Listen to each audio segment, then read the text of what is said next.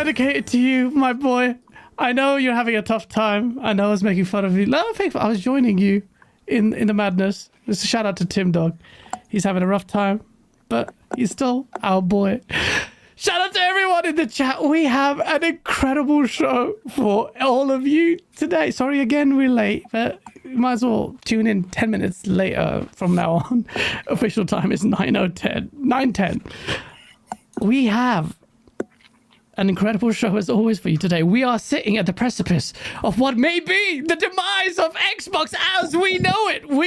This is going to be a special show indeed. We're going to talk about games, believe it or not, but we'll also talk about the future of one gaming company in this space and guessing what's going to happen, because this is it, moments before the industry changes forever. Before we introduce our incredible guest, we've got Asa. How are you, sir? You look tired. You told me you were tired. Yeah, I don't look tired. I look handsome as fuck. You're just being rude. No, I am tired. I woke up very early this morning. I'm still looking forward to this. It's going to be a good one. It is going to be a good one, man. This is going to be an incredible one. First of all, I have to extend my apologies to Wandering Dutch, who was supposed to be here last week, and we had this like 3-man overlay, everything set up, and he's like, "Yo, what's happening?" We're going like, fuck. Shout out to you, Wandering Dutch, who's got some gains. Look at those muscles, bro. They were there when I was at Gamescom. What you saying, bro? Yeah, all good. Yeah.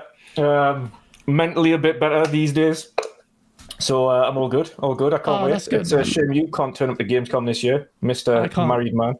It's probably good for your mental health if I'm not there, actually. No, I miss you, man. That's just, it was so much fun. But you know what? There's no point in us going now. What are we going to do? There's not going to be no Aaron Green, but Xbox is dead. It's going to be a really great multi-plat stage. Third party's publisher stage. Lost. But certainly not least. Oh, shit! It is J-Dub, the motherfucker who has been trolling PlayStation and Xbox for days. You fuckers didn't want him here, but he's here. What is up? What is up, people?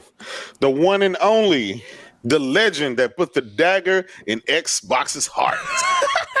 The chosen one by Phil Spencer himself is in the house. Salute to y'all, man. Salute to you, bro. That was a King David level freaking introduction. Oh, shit. Daggers in the hearts, indeed. You have been my nemesis on Twitter, and it's fucking hilarious, man. Absolutely. One of the few people I just has jokes with all the time. We DM each other all the time, like, fucking hell. It's so good to have you on, man. I know it's been a while in the making, but I thought, why not have you on here before the death of what we think is the Xbox? Absolutely. I was supposed to actually fly out and meet with you was it last summer, and my plans changed, and I left Canada and came back, and things went haywire with me, and so. But I'm gonna make it out there, man. We'll do a live show together. Oh, man, that'd be brilliant, man. I'm looking forward to it. Like I said, man, I'm ready, man. Whenever you're here, we're gonna get lit. Hopefully, Xbox doesn't disappear before then. Listen, we're gonna talk a lot about that today. But before we do that, we have a few games, believe it or not, to talk about as well. And speaking of games, let's talk about what games we've been playing. Asa, what have you been playing this week? I played a terrible game called Anacard because Gamsley told me to. Don't recommend it. It's not good. And a bit of Helldivers too. Oh, yeah? I know, we're going to get into Helldivers. I don't know if that's a topic for today, so I'm not going to go into that one. But yeah.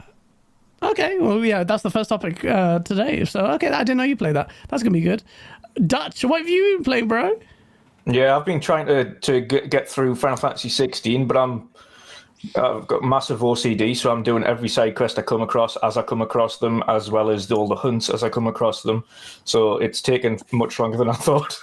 Yeah. But I've got maybe about 7 hours left in it until I've modded up the game, and then I can move on for Rebirth. But after seeing the new Death Stranding 2 trailer as well, I jumped back on Death Stranding Director's Cut, played that.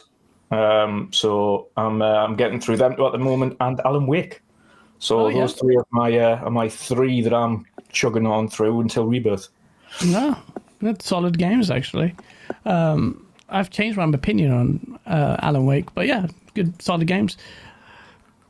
J-Dub, bro, what have you been playing? I know which game you've been playing. You know, I've been playing my PS5 goaties, my exclusives. You know, that is a thing these days.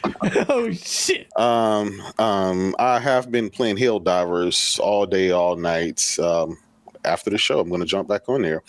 Talking between that and Granblue Fantasy Relink. If you guys haven't picked that up, go and pick it up. It is a great, great game.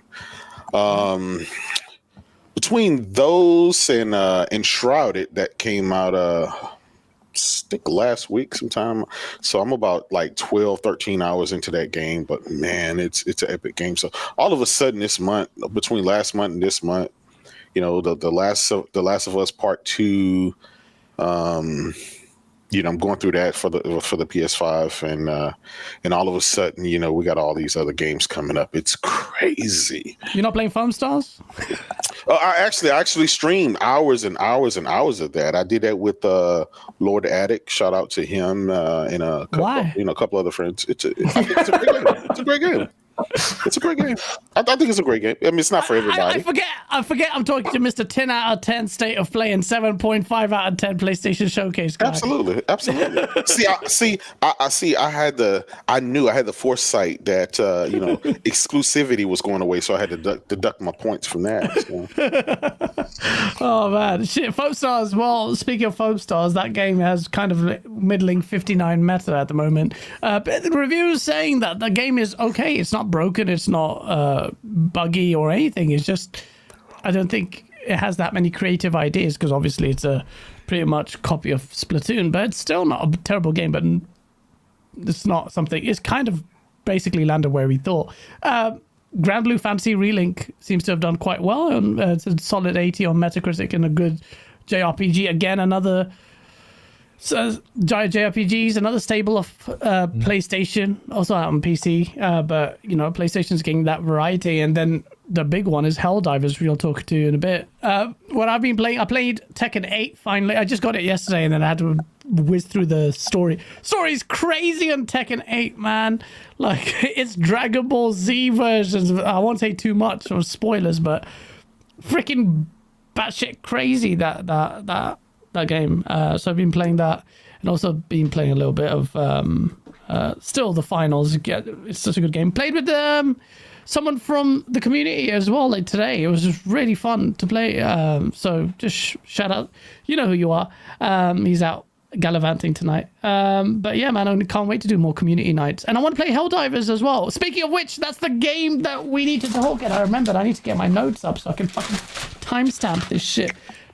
Yeah, Helldivers. This is it. Finally, PlayStation guys get a decent co-op romp, and finally they remember, oh, multiplayer's actually fun, yeah. And this, I mean, people are really enjoying this game, and for good reason. It looked really good. We said it looked good when we saw it on the State of Play, wherever it's called. Yeah. And it's doing incredibly well. Like, this one is, how many players on Steam now? 138,000 players on Steam right now, which is crazy. It broke all the previous PlayStation PC games, Steam games. Broke that record, and it's been pushing up there. It's tossed over Pal World, believe it or not. That game just days before Helldivers, that was the game everyone was talking about. Yeah, and all of a sudden now Helldivers 2 kind of launching. It's doing really well. As long as they can keep, supporting it with more content and keep things fresh, I think it may have legs. I think so too. It looks very good. Visually, it looks really cool. The combat looks punchy. It's something I might actually just get on my aging 2070 PC to run through. I know the PC version hasn't had a good time of it. I think it's had some issues with crashes. So I think it's day one. Yeah, they patched it day one. Is it okay now?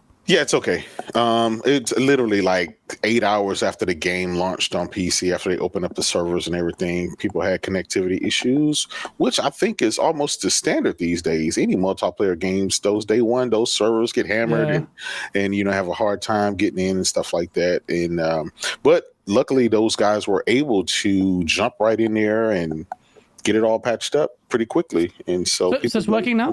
Yeah, it's working now. Have you tried it on PC? Yeah, I got it both on PC and PS5. Oh shit, damn man. So I'm like level 6 on PS5 and I'm like level 4 on PC. I'm doing it, both. And it's crossplay, so yeah, no, I definitely need to jump on because I see, gameplay of you guys playing it and BG playing it a lot. BG said this morning that the first thing he did was just boot up this game because that's all he could think about. And that kind of feeling is. If you can get BG to like a game, if you can get him to I think it's. I know it's a bit weird to see BG really happy about a video game like that. Like he doesn't show it on his. He doesn't show any expression about any games. Shout out to BG, man. Shout out to BG, man. He's the homie. What about you, Asa? You played it as well, like on your PC or on PlayStation? Only a tiny bit. I got it on the PlayStation. The PC one has kernel level anti-cheat, which I'm not a massive fan of for a game that really doesn't need severe anti-cheat. So I got the PlayStation version of it. I've not actually jumped into multiplayer yet. I just ran through the tutorial and did the first mission on it, just to have a little look. It's not a very pretty game so far, but it's nice crunchy combat, really? And it is very satisfying to play and shoot crap. And when I do play with friends, I can make them explode, which is all I want from a game. Kill everybody. I see a lot of banter about. This goes to show a lot about what the right do things in co-op that elevate the experience is already elevated, and the team killing, team damage seems to be a instrumental part of the jokes in this. Yeah. Do you know what's weird? It's did you ever play the first Helldivers? No, I never played it. This is such a direct sequel. Like, it's a change of camera perspective, and it's a very different feeling game, and yet it is such a direct sequel to the first one in the way that the campaign is laid out and all the missions take place. I was playing it going, oh yeah, I remember that. I remember that from the first one. They've just pulled everything across into it. So if you liked the first one, then that's encouraging, and if you hated the first one, then it's not. Fair enough. I would say even if you didn't play the first one, you could still jump in there because majority of the people who playing Helldivers 2 hadn't played the first one. Yeah, the first one came out way back on the PS3, back in the PS3 era and the Vita era and stuff like that. So, and it's not an isometric view like the first one was. This is that Sony template, right? The third person over the shoulder, right? Yeah, and I bet it looks really, really fun though. Yeah. Like it reminds me of Starship Troopers as well. Basically.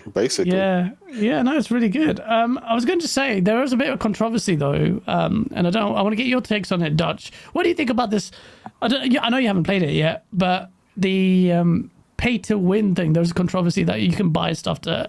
I mean, to me, like on a co-op experience, do I really care? It's not like a PvP experience, but I do kind of get like you can get an advantage. But do you think? Yeah, you can't really. It can't really class it as pay to win in a non-PvP game. That's not pay to win. Is specifically when you've got an advantage over another player opponent. Yeah, and this is a co-op game where it's everyone's for each other, and you're trying to kill off swarms of aliens. So there is no there is no kind of distinct advantage at all. Really, everyone's going to get the gains, and you can actually technically earn these in-game anyway, so it doesn't really make any difference. I don't know where that kind of came from or whether or not it's just unintentional hate targeted, but I think part of my issue at the minute, and this goes for every platform, is the media at this moment in time, and it goes for a multitude of games. We've seen this exactly the same with Suicide Squad recently as well. They're just intent on just hate-mongering everything they can find of because that generates clicks. Absolutely. Whether that be Xbox, PlayStation, Nintendo, no matter what it is, they will find something. They'll just complain about it relentlessly until you're forced to hate a game. It's just driving us nuts at the minute. And it's exactly the same with this. Like, everyone can see Suicide Squad at the moment. Like, IGN have really got it in for that game. Like, it's not the best game in the world, but it's not that bad. I mean, and it's exactly the same with this stuff. What is it specifically? Because I feel like a lot of the ire against the media often is justified. But I mean, there's surely some argument about the pay to win element. No, like there is literally, I reckon, yes. There's literally none in Helldivers 2. And I think what it is, because I kind of read an article and then I heard David Jaffe comments, and before you know it, you just get people who hadn't even played the game or rarely even understand it, where if you boot up a game and if there is any kind of anything that you can purchase with real world money, that's a negative to them, and they're going to harp on that. Whether you can get in-game currency by just playing the game, it doesn't matter to them. They literally want zero microtransactions of any, whether it's cosmetic or whatever. And my thing is, the most successful games in gaming right now are your what? Your Fortnites, your 2K, your FIFAs, or and all of these games that sell a bazillion copies for the last decade. Those games are successful. Nobody cries and argues about those. Right, and those are literally pay to win games, right? You have to spend money to literally level up your characters and things like that. And so you take a game that's $30, 30 something, 35, whatever dollars, and it's a co-op game that you play with your friends. You get nothing special over them at all. I mean, you can buy, a new cape, helmet, and things like that. But other than that, I mean, there's not really any advantage, and you're playing against, PC. So, I mean, does it really matter? I mean, I thought there was advantages because you can buy better weapons and stuff, isn't it, Asa? Like you were saying. So that for me, I see this conversation raging back and forth on whether it's play to win or not, pay to win or not. And for me, it is. For me, anything where you're paying for functionality and stats and advantage of any kind, I would classify that as pay to win. But I'll also say it's really not an important definition. People are getting all caught up on whether you can pay to win in a co-op or a game or whatever. And that's kind of besides the point. Like, who gives a shit what you term things? It's like when people start arguing about what is an RPG and what isn't. It's like, get over it. For fuck's sake. It's like, it's not an important label. Pay to win is like, people associate it with terrible things, and for me, I don't like it. I don't like that I can go in there and buy armor that is better than the armor that I have. That takes away from my experience playing the game, because I feel like my quickest route to getting more powerful is to reach into my pocket rather than to hell dive, and I want hell diving to be how I get more powerful. So for me, it's detrimental. At the same time, the game's not very expensive for a modern release. They're planning live service, they're planning to give away content, so I have some sympathy, because as a developer and looking at the commercial bottom line of it, they need to find a way to monetize this. I would rather it was cosmetic stuff. I'm not massively anti microtransactions in every scenario. Typically, I don't like them, but I would rather this was cosmetic. I would rather not be paying for stats. I want the game to succeed, so it's like I'm slightly torn. Yeah. I tend to find in these situations, though, the armor that they do have on sale that you can buy are often within multiple levels already dwarfed by the armor you've earned in game. Exactly. That's not like a positive, though, that you can spend real money and then just go, oh, that was a waste. For a quick boost. Like, that's not an encouraging trait for the game. But you can't gatekeep people. Now, granted, right? It's all optional. It's all optional, so you're not forced to do that, right? You have games that literally force you to spend money. This game is forcing you to do anything but play and have fun with your friends. I don't know, for the life of me as a gamer, and just looking at the gaming community and what their wants are, it's like if you just take this game Helldivers, right, and what it offers and what it's doing for the price, but then you see people charging you $70 full price, and then you still have to spend hundreds of dollars for microtransactions and things like that to even have fun in the game. You like my son, he plays NBA 2K, and just for him to be able to play with his friends competitively, he has to sink a ton of money into it, right? Just to even have fun in the game. That is a pit, but nobody's complaining about that. Gamers in whole doesn't complain about that, but something like this, it's like, I don't know, man. It's crazy. It's crazy as far as what we want as gamers. I think you're right. And Blaze, thank you for the 2 super chats. He goes, Helldivers is not pay to win. What the fuck? And then he goes, the armor is not better than what you buy. So they have the same perks as the free stuff. Yeah. So there's only 3 armors. There's a light, medium, and heavy. And you start off the game with medium and heavy. And by you playing the game, you unlock the light. And then you can unlock different versions of that, right? And so, like, you can't even go to a certain level unless you play the game and unlock stuff. So it really incentivizes you to just play the game and have fun. Yeah. Like I don't see many people complaining about it. I think a lot of it in the console war stuff that's kind of bringing that issue to the fore, which is a non-issue. But Helldivers seems to be doing really well. PlayStation guys finally understand multiplayer. Yeah, whilst pretending it didn't matter. Yeah, I beg your pardon. Can I bring up Gran Turismo, sir? An Olympic sport? That's slightly different. That's slightly different. Okay, Ghost of Tsushima Legends. I mean, Destiny 2. I mean, those are Sony owned. Yeah. Oh, they're Sony owned. That's technicality. That's my little technicality I use to fluff the stats when my back is against the wall. You know? We're talking about exclusivity, but you know what? One thing I was going to say to you, you don't have to fluff it with third party because PlayStation's first party are doubling down on these gas, and I think when they look at this, they look at Helldivers doing really well. Then they will be a little bit more confident in, say, something like Marathon and Concord. What do you think this spells for?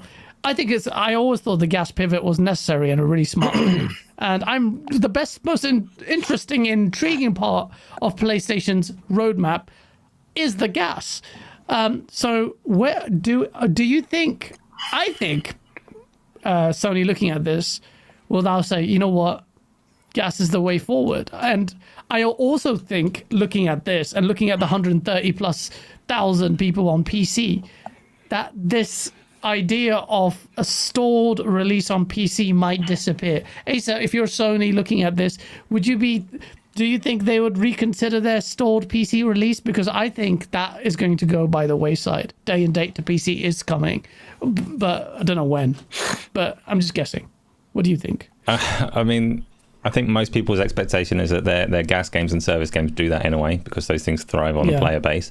It is an interesting data point, not just on day one PC releases, but also on different pricing for games. Like, there's a lot of interesting data points that they can look at on this one and go, hang about, we might be onto something here. Maybe we don't need to charge $70 for everything. Maybe day and date on PC does work out for us.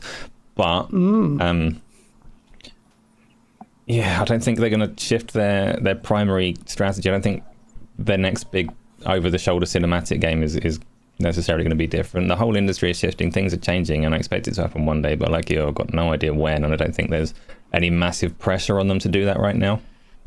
No, that's a good point, and that pressure is going to lessen as we get into the next topic as well. But I think the price point is a really good one because I could see games like this priced at $40. A digital only versions being suitably priced. I'm hoping, Hellblade 2 is one that's digital only and is priced at I think $40 or £40 or whatever. And I think it's a welcome. It's I don't see Sony pivoting at all. I don't see them. They went into this and they said so. Herman Hulst said, and I have the video and I post it all the time. He said with their games as a service and their multiplayer type games where it makes sense, they will release those on PC because clearly you need more people playing on the servers and things like that. The success of Helldivers 2, I wouldn't necessarily call it a success yet because games as a service games and these live service games, their success comes in the long run, not just the first 24 hours, 32 hours or whatever. Will we be playing this game a week from now, 2 weeks from now, 3 weeks from now? We have all these games coming out. Will this game be able to pull our attention in after Final Fantasy Rebirth comes out and after some of these other games? I noticed in the industry, and especially with gamers, most gamers have their one live service game that they stick with. They'll go and try new games as they come out, but they'll always revert back to what they know. Like, for example, Call of Duty player. He'll play Call of Duty. He'll go try the finals. He'll go try all these other games. But guess what? At the end of the week, he's back on his COD. That's just where he is. And so they're already solidified. Now, a lot of these companies fail because they try to go and chase that, thinking that they're going to be up there with the Grand Theft Autos and the rest of that. And it's like, dude, that's like hitting the lottery. Good luck. We'll try your game. We may even play it for a couple of weeks and then it's back dead.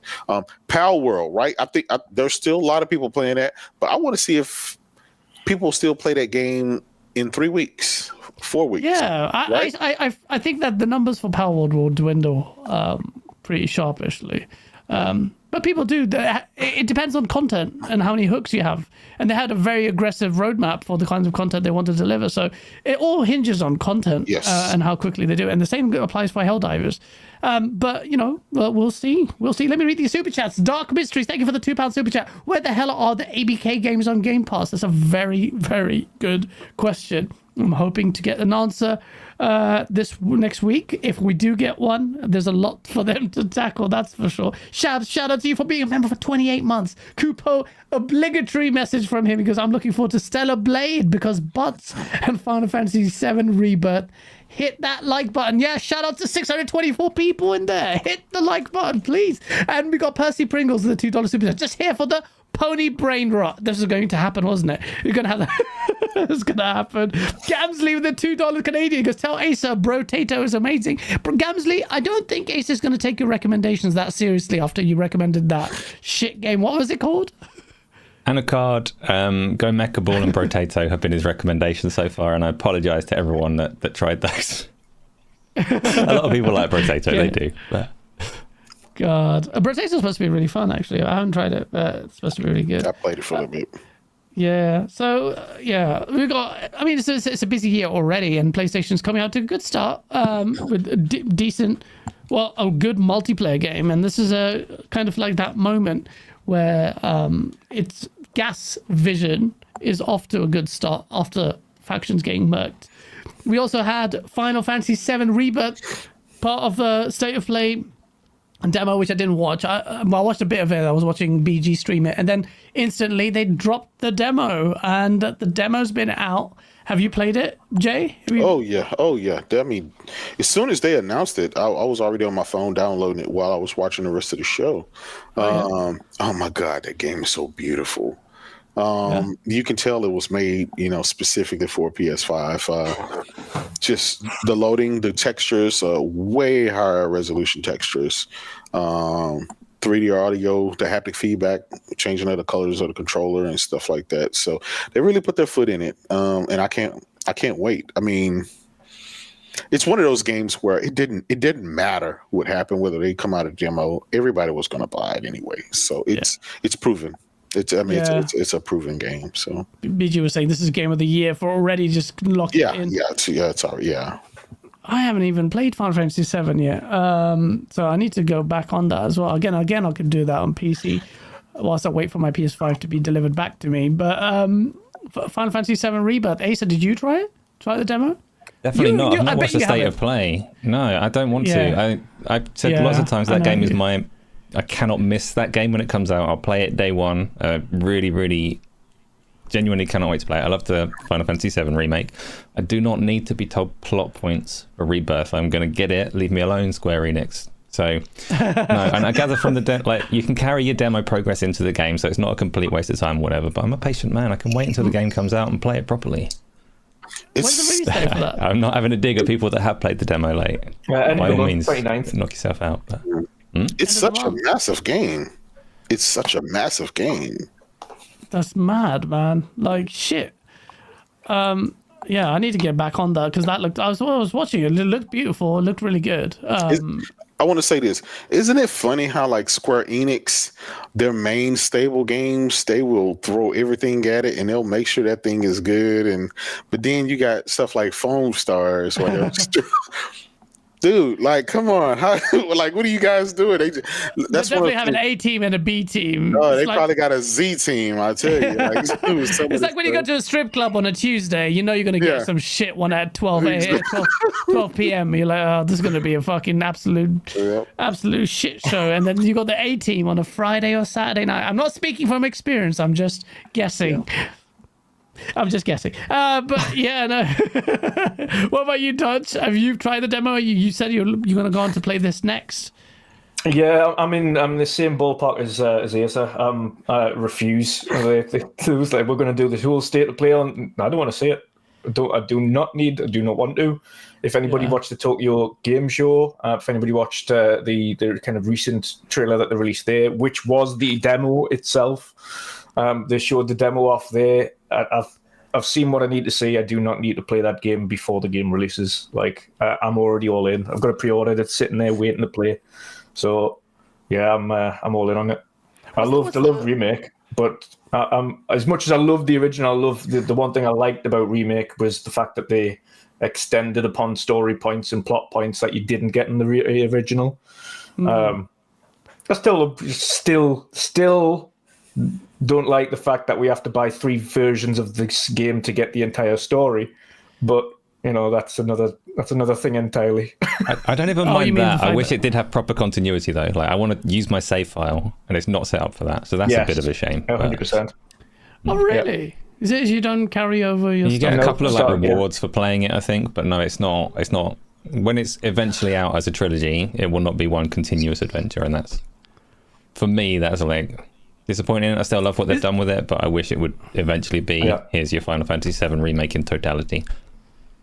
Is it a trilogy? I thought there was 4 games for some reason. No, trilogy. 3. Is it 3? Ah, okay. I mean, so the game. Yeah, it's just one of those things where it's really big. It's just such a big. Yeah, it's like you said. It's large. Pause. And I don't know, man. I rarely hear people complain at all about Final Fantasy VII. They'll complain about, you know, Crisis Core. They'll complain about even Final Fantasy 16, which was my goatee last year. But this game here is like hater proof. There is not one person I've seen that has said anything about it. It looks amazing, man. Like, for me, I've never played Final Fantasy 7. For me, I was holding on to this postcard because I couldn't afford Final Fantasy 7 as a kid, and I had a PlayStation would send me these postcards, and I just stare at this postcard, look how amazing this game looks, and I never got to play it. And now it's here, and I need to play it. You know what? I'm going to play Death Stranding first. Then I'm going to play. Actually, I'll play Helldivers first with you guys. Yeah. Just play that. What do you guys do when you're on PlayStation? You're playing Helldivers, by the way. Do you do like Discord, like cross?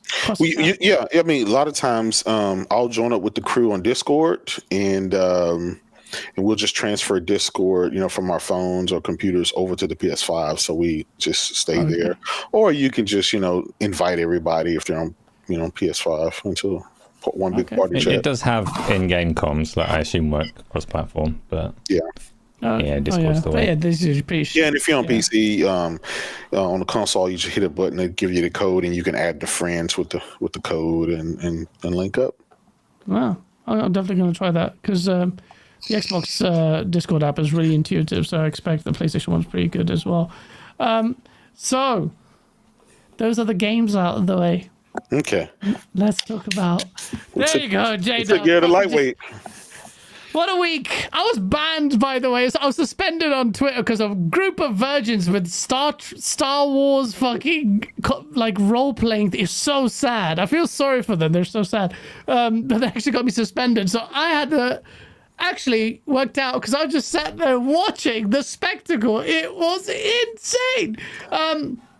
For a few weeks now, the rumors have been swelling about Xbox going third party, and I said it as early as December, and I got so much shit for saying that I'm hearing something similar, and I wouldn't say that if I didn't fucking hear it, because why the fuck would I bring that kind of smoke towards me? Yeah. But this week, shit hit the fan. We had XboxEra reporting that Starfield is coming to PlayStation, which vindicates you and your fucking Starfield tweets.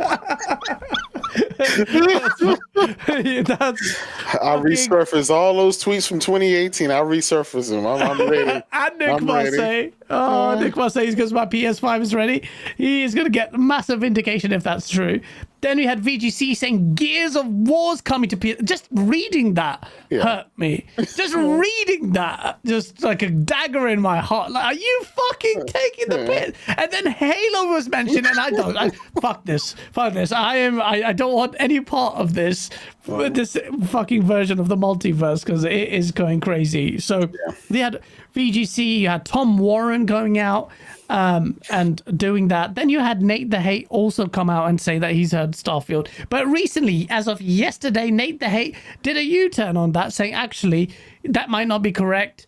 What's going on? And then today, Tom Warren in an interview with Destin Legary doubled down, saying that not only a Hi-Fi Rush and Sea of Thieves coming to PS5, but he's hearing that there's one big game that's exclusive or former exclusive that is coming to PS5 that will shock people. I think it's Hellblade 2. But that would be, well, all this is happening. The internet was fucking ablaze. And I was even part of the discourse, apart from some spaces where I had to slap some guy called Woolly Gamer around again. But other than that, it was just freaking absolute pandemonium. Satya Nadella can't even tweet without the whole army of Xbox people just being massively feeling betrayed about what's going on. I understand the feeling. Tim Dog is hosting spaces that have drawn thousands of people. 80,000 people. 80,000 people. Shout out to Tim Dog.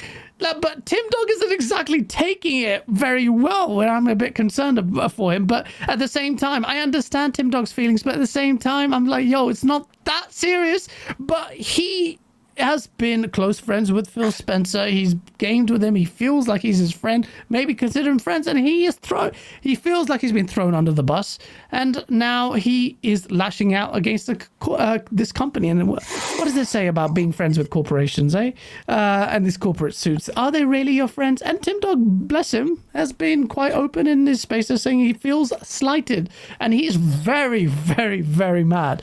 It's like the Crap Gamer 2.0 situation. It's fucking crazy. So even Crap Gamer was vindicated. That's crazy, right?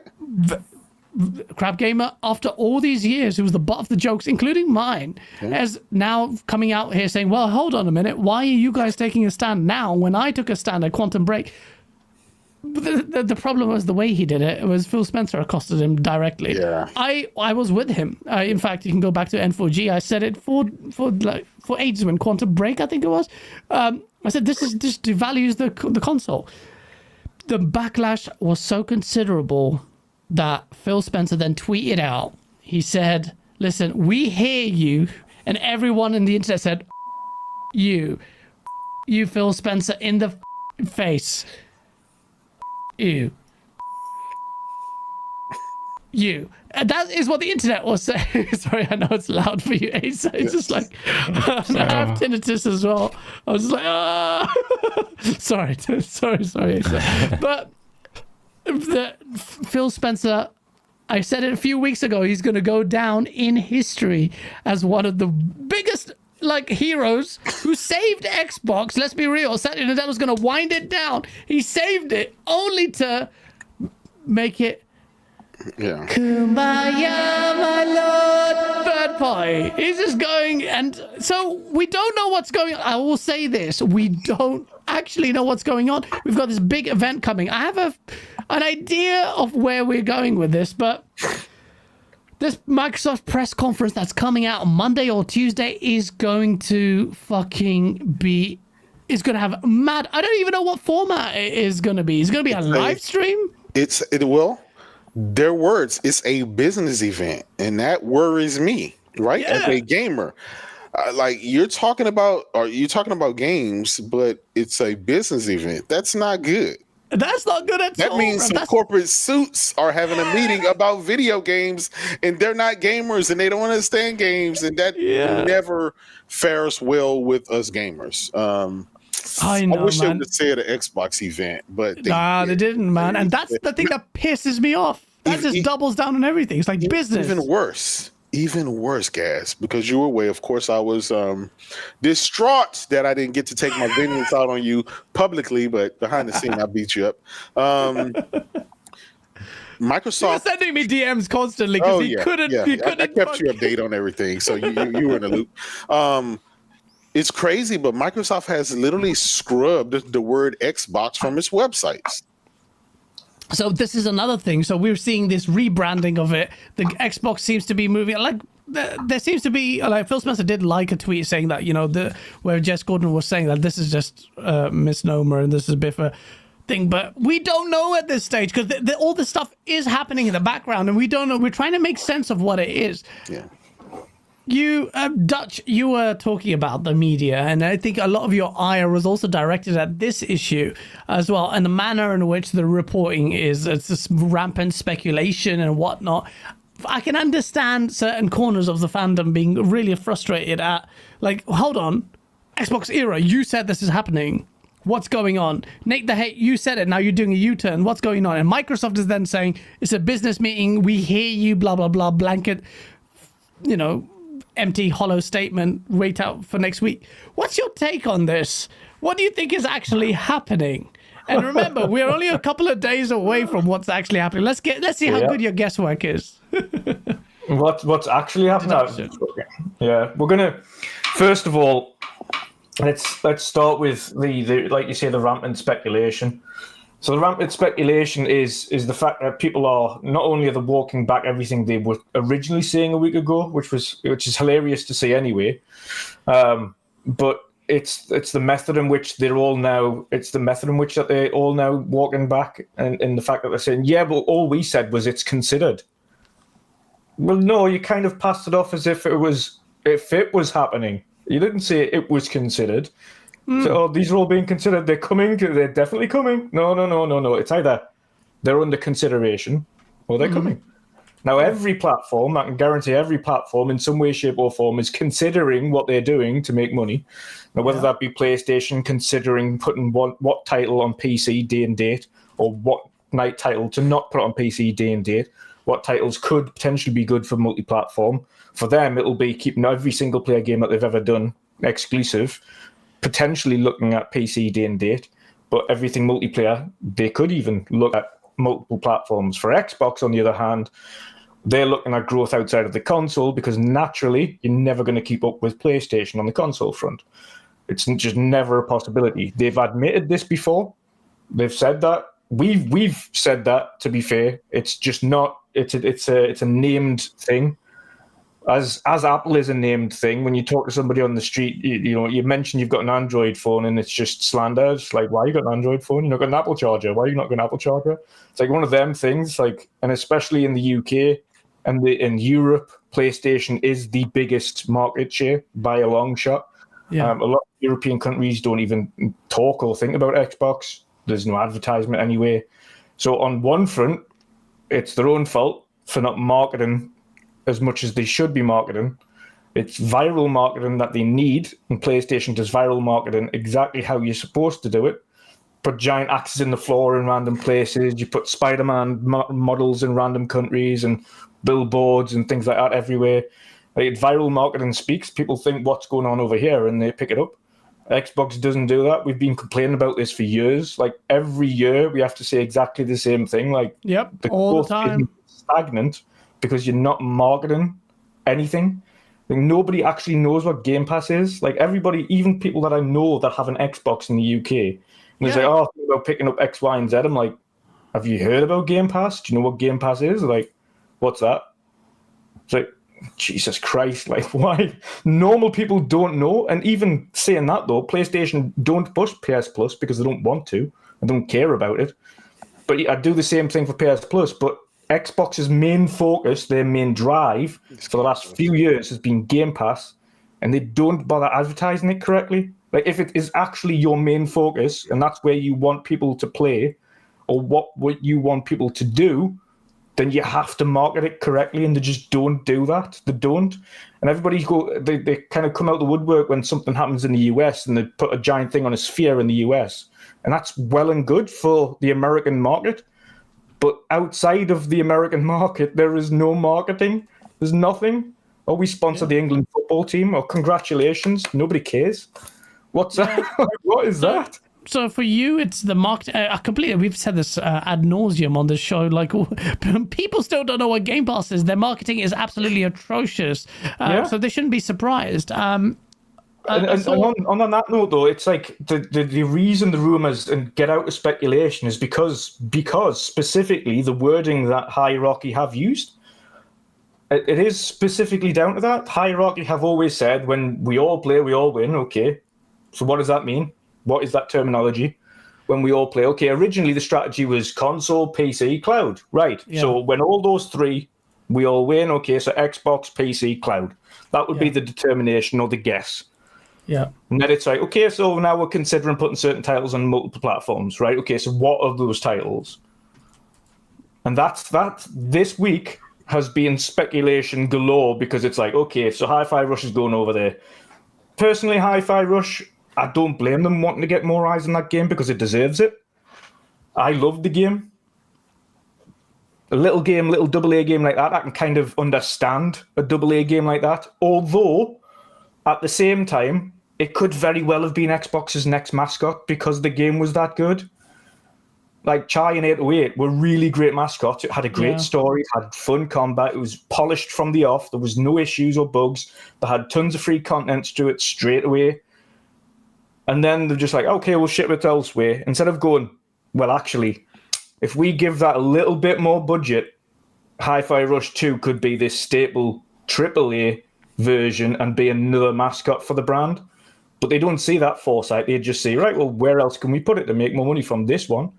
And not actually have a brand new thing. Whereas PlayStation, on the other hand, are looking at the new mascots. Okay, so what new mascots can we have? Okay, Jin from Ghost of Tsushima, or Drake, or Aloy, or whatever. They've constantly trying to come up with new mascots to push into this new generation, and so on and so forth. Xbox, when they get a new mascot, it's like, bye-bye, see you later. Well, why? Yeah. Why? If they did that, okay. And Sea of Thieves is also another one that I'm not quite. Everyone's like, this kumbaya bollocks, which I also don't agree with. Like, you've got 35 million players on Sea of Thieves, right? For a game that is notoriously, apparently, meant to be played by a lot of people. If you're going to put that on a platform that will, this is no disrespect to the PlayStation community, but historically haven't been the biggest of adopters of multiplayer games, like outside of the big ones like Call of Duty, your FIFA, your NBA, 2K, etc. Yeah. Why would you then put a live service pirate game that hasn't got great graphics onto PlayStation? Like, it doesn't really make sense. Like, it's been slandered for years from the get-go from PlayStation community for being this ugly game that doesn't have the prettiest of things and so on and so forth. So, like, on that respect, and even on the monetization respect of Sea of Thieves, the monetization's literally purely cosmetic, and it's the most basic. It's not like scandalously expensive. Yeah. There's no pay to win. There isn't any progressive stuff. There isn't any loot boxes. It's all just, do you want to buy this new skin for this gun that you probably won't use, or a new ship set you've got? And that's it. Like, that is the only thing there. There isn't really a massive money-making spin behind it, and I don't think it would make that much money on it either. So those two games, I don't expect them to push the needle, which is the funny thing. Yeah, that's what I'm saying. Hi-Fi Rush is a pretty niche action beat rhythm action game. It's not gonna. I don't even think many people on PlayStation will play it. Neither will Sea of Thieves. Will have a good, decent number, maybe if you market it properly. But Microsoft would be marketing to PlayStation guys. I would allow PlayStation to do the marketing if they're going to put it on there, because at least they would do it correctly. Yeah, exactly. Right. That's so true. Right. But on that front, when it comes down to actually the porting of games, and this is purely if they're going to go down the business route of it to decide on what games perform where, they have to do the realistic model of, do we recoup the amount it's going to cost to port this game over if this game launches on that platform? Do we honestly believe that a Sea of Thieves or a Hi-Fi Rush will recoup the tens of millions it will cost to port the game when the game is on the other platform. I don't know. I can't speak about That's the value of the that's budget. the thing that the business side of thing that Xbox / Microsoft will have to think about when they're deciding on these games is ultimately which games are going to recoup the money that we're going to pay for these, because when they are on the other platform, they already lose 30%. I mean, I imagine Hi-Fi Rush was already being built for the PS5 before the acquisition anyway, so that one might not be that eye-watering. And it'll be relatively cheap anyway. It'll be like super low down. And again, they've got the controls on PC.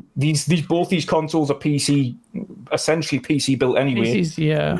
But, so I mean, we're talking about marketing, and that's a great point about why Microsoft is in the position that it's in. But what I've also seen is a lot of chatter, and you've got Colin Moriarty saying that he's vindicated. This is evidence of him saying that his spiel about Game Pass not being sustainable is correct. I don't know why that. I don't necessarily agree with that. And Jess Gordon gave him his flowers there. I want to get your view on that, Acer, on this thing. I saw a lot of flowers being handed over to Colin Moriarty saying, "Here you go. I told you this is not sustainable." Is this perhaps actually an indication of the lack of sustainability of Game Pass on Xbox platforms and PC on its own? Because I don't necessarily agree there, but maybe. So putting games third party is not an indictment on Game Pass whatsoever. It's just a way to get more money. But people are conflating rumors, because there have also been rumors spinning this week that maybe Xbox are going to walk back the day one thing. I don't care for rumors. I'm not here to spread them, but I think if Colin is doing I've been vindicated, it's not sustainable things, it's probably more so based on the idea that Call of Duty is not going to be in Game Pass is a strong one that's been running this week, or various other games, they're going to walk back the service, they're going to raise the price and all the rest of it. So we'll see, right? Next week. Stuff that Dust was talking about. You mentioned, it was a little bit funny. I don't mean this with the utmost respect, but you were just saying that Microsoft are really bad. They need to do viral marketing, right? Their viral marketing is terrible. But then you were also saying in the same breath that you're telling your friends to get Game Pass. And like, Microsoft's that is viral marketing, right? Sorry? To a point, but nobody knows about it. If it was only just me telling them about it, then the marketing's terrible anyway. You are the viral marketing campaign. Not just you, there's a few others, but like that is viral marketing. That is reasonably effective, because I hear people, I know obviously small circles and certain people, but Game Pass and word of mouth is definitely a thing that they've relied on very heavily. It's just that not everybody engages with the games in the same way as this core group of people that do know about it. So it is a bit more complicated, a bit more difficult to market and push. Whether it's sustainable or not, let's just see what they say next week. I don't know the answer. It's not just a question though. Like, everyone gets caught up on, is it sustainable, is it not? And that's not the only criteria for whether they make changes or not, because it's not just whether it's sustainable, can you do this forever? It's, could you make more money doing something different? And that's a very key question, right? It might be sustainable, but not doing it might be more lucrative. And I just have to think they're sitting there looking at how much money they made from games with gold relative to how much that cost them. Cost them nothing. They put like £3 games on there every month, right? And they charge for online play. And they're looking over at PlayStation, who don't do day one games, who are spending like a massive amount less on their service and making more money from it. If you're sitting on the Microsoft board looking at that, it's no longer a question of whether it's sustainable, like is it making money? Unless it's going to absolutely balloon and dwarf those other services, then they're going to be looking going, well, that was the correct answer. So it's complicated in that sense. I hope it carries on, obviously. It's a combination. This combination of Game Pass, we know because of the court leaks, they had a deadline. They were supposed to be at 50 million by now, and they were supposed to be about 100 million Game Pass subscribers by 2030. And based on where they are now, they haven't gave us any up-to-date numbers past 2025. And every time someone pins Phil Spencer back against the wall, he say, well, the last numbers we've said is 25 million. And you and everybody on the panel know, whenever Microsoft has some good numbers that they want to share, they are going to scream it to the mountaintop. Yeah. So therefore, the fact that we hadn't been updated on numbers in 3 years is indicative of it has stagnated. We know Phil Spencer and Satya Nadella hadn't got bonuses for the last 3 years because they're for whatever reason they decided Game Pass would be that threshold for their bonuses, and Satya removed his bonus from that metric. We do know that, as well as the consoles. We know they lose money they lose money on the consoles, and the consoles haven't really been selling well. It's getting out. It was, it's losing to the Xbox One, which is, I mean, for all It's intents and horrendous. purposes, It's is the worst Xbox generation ever. They're behind that, and the fact that this holiday season you can pick up an Xbox Series S for $139 and a Series X for $349, and they didn't win NPD. They did not have any major numbers.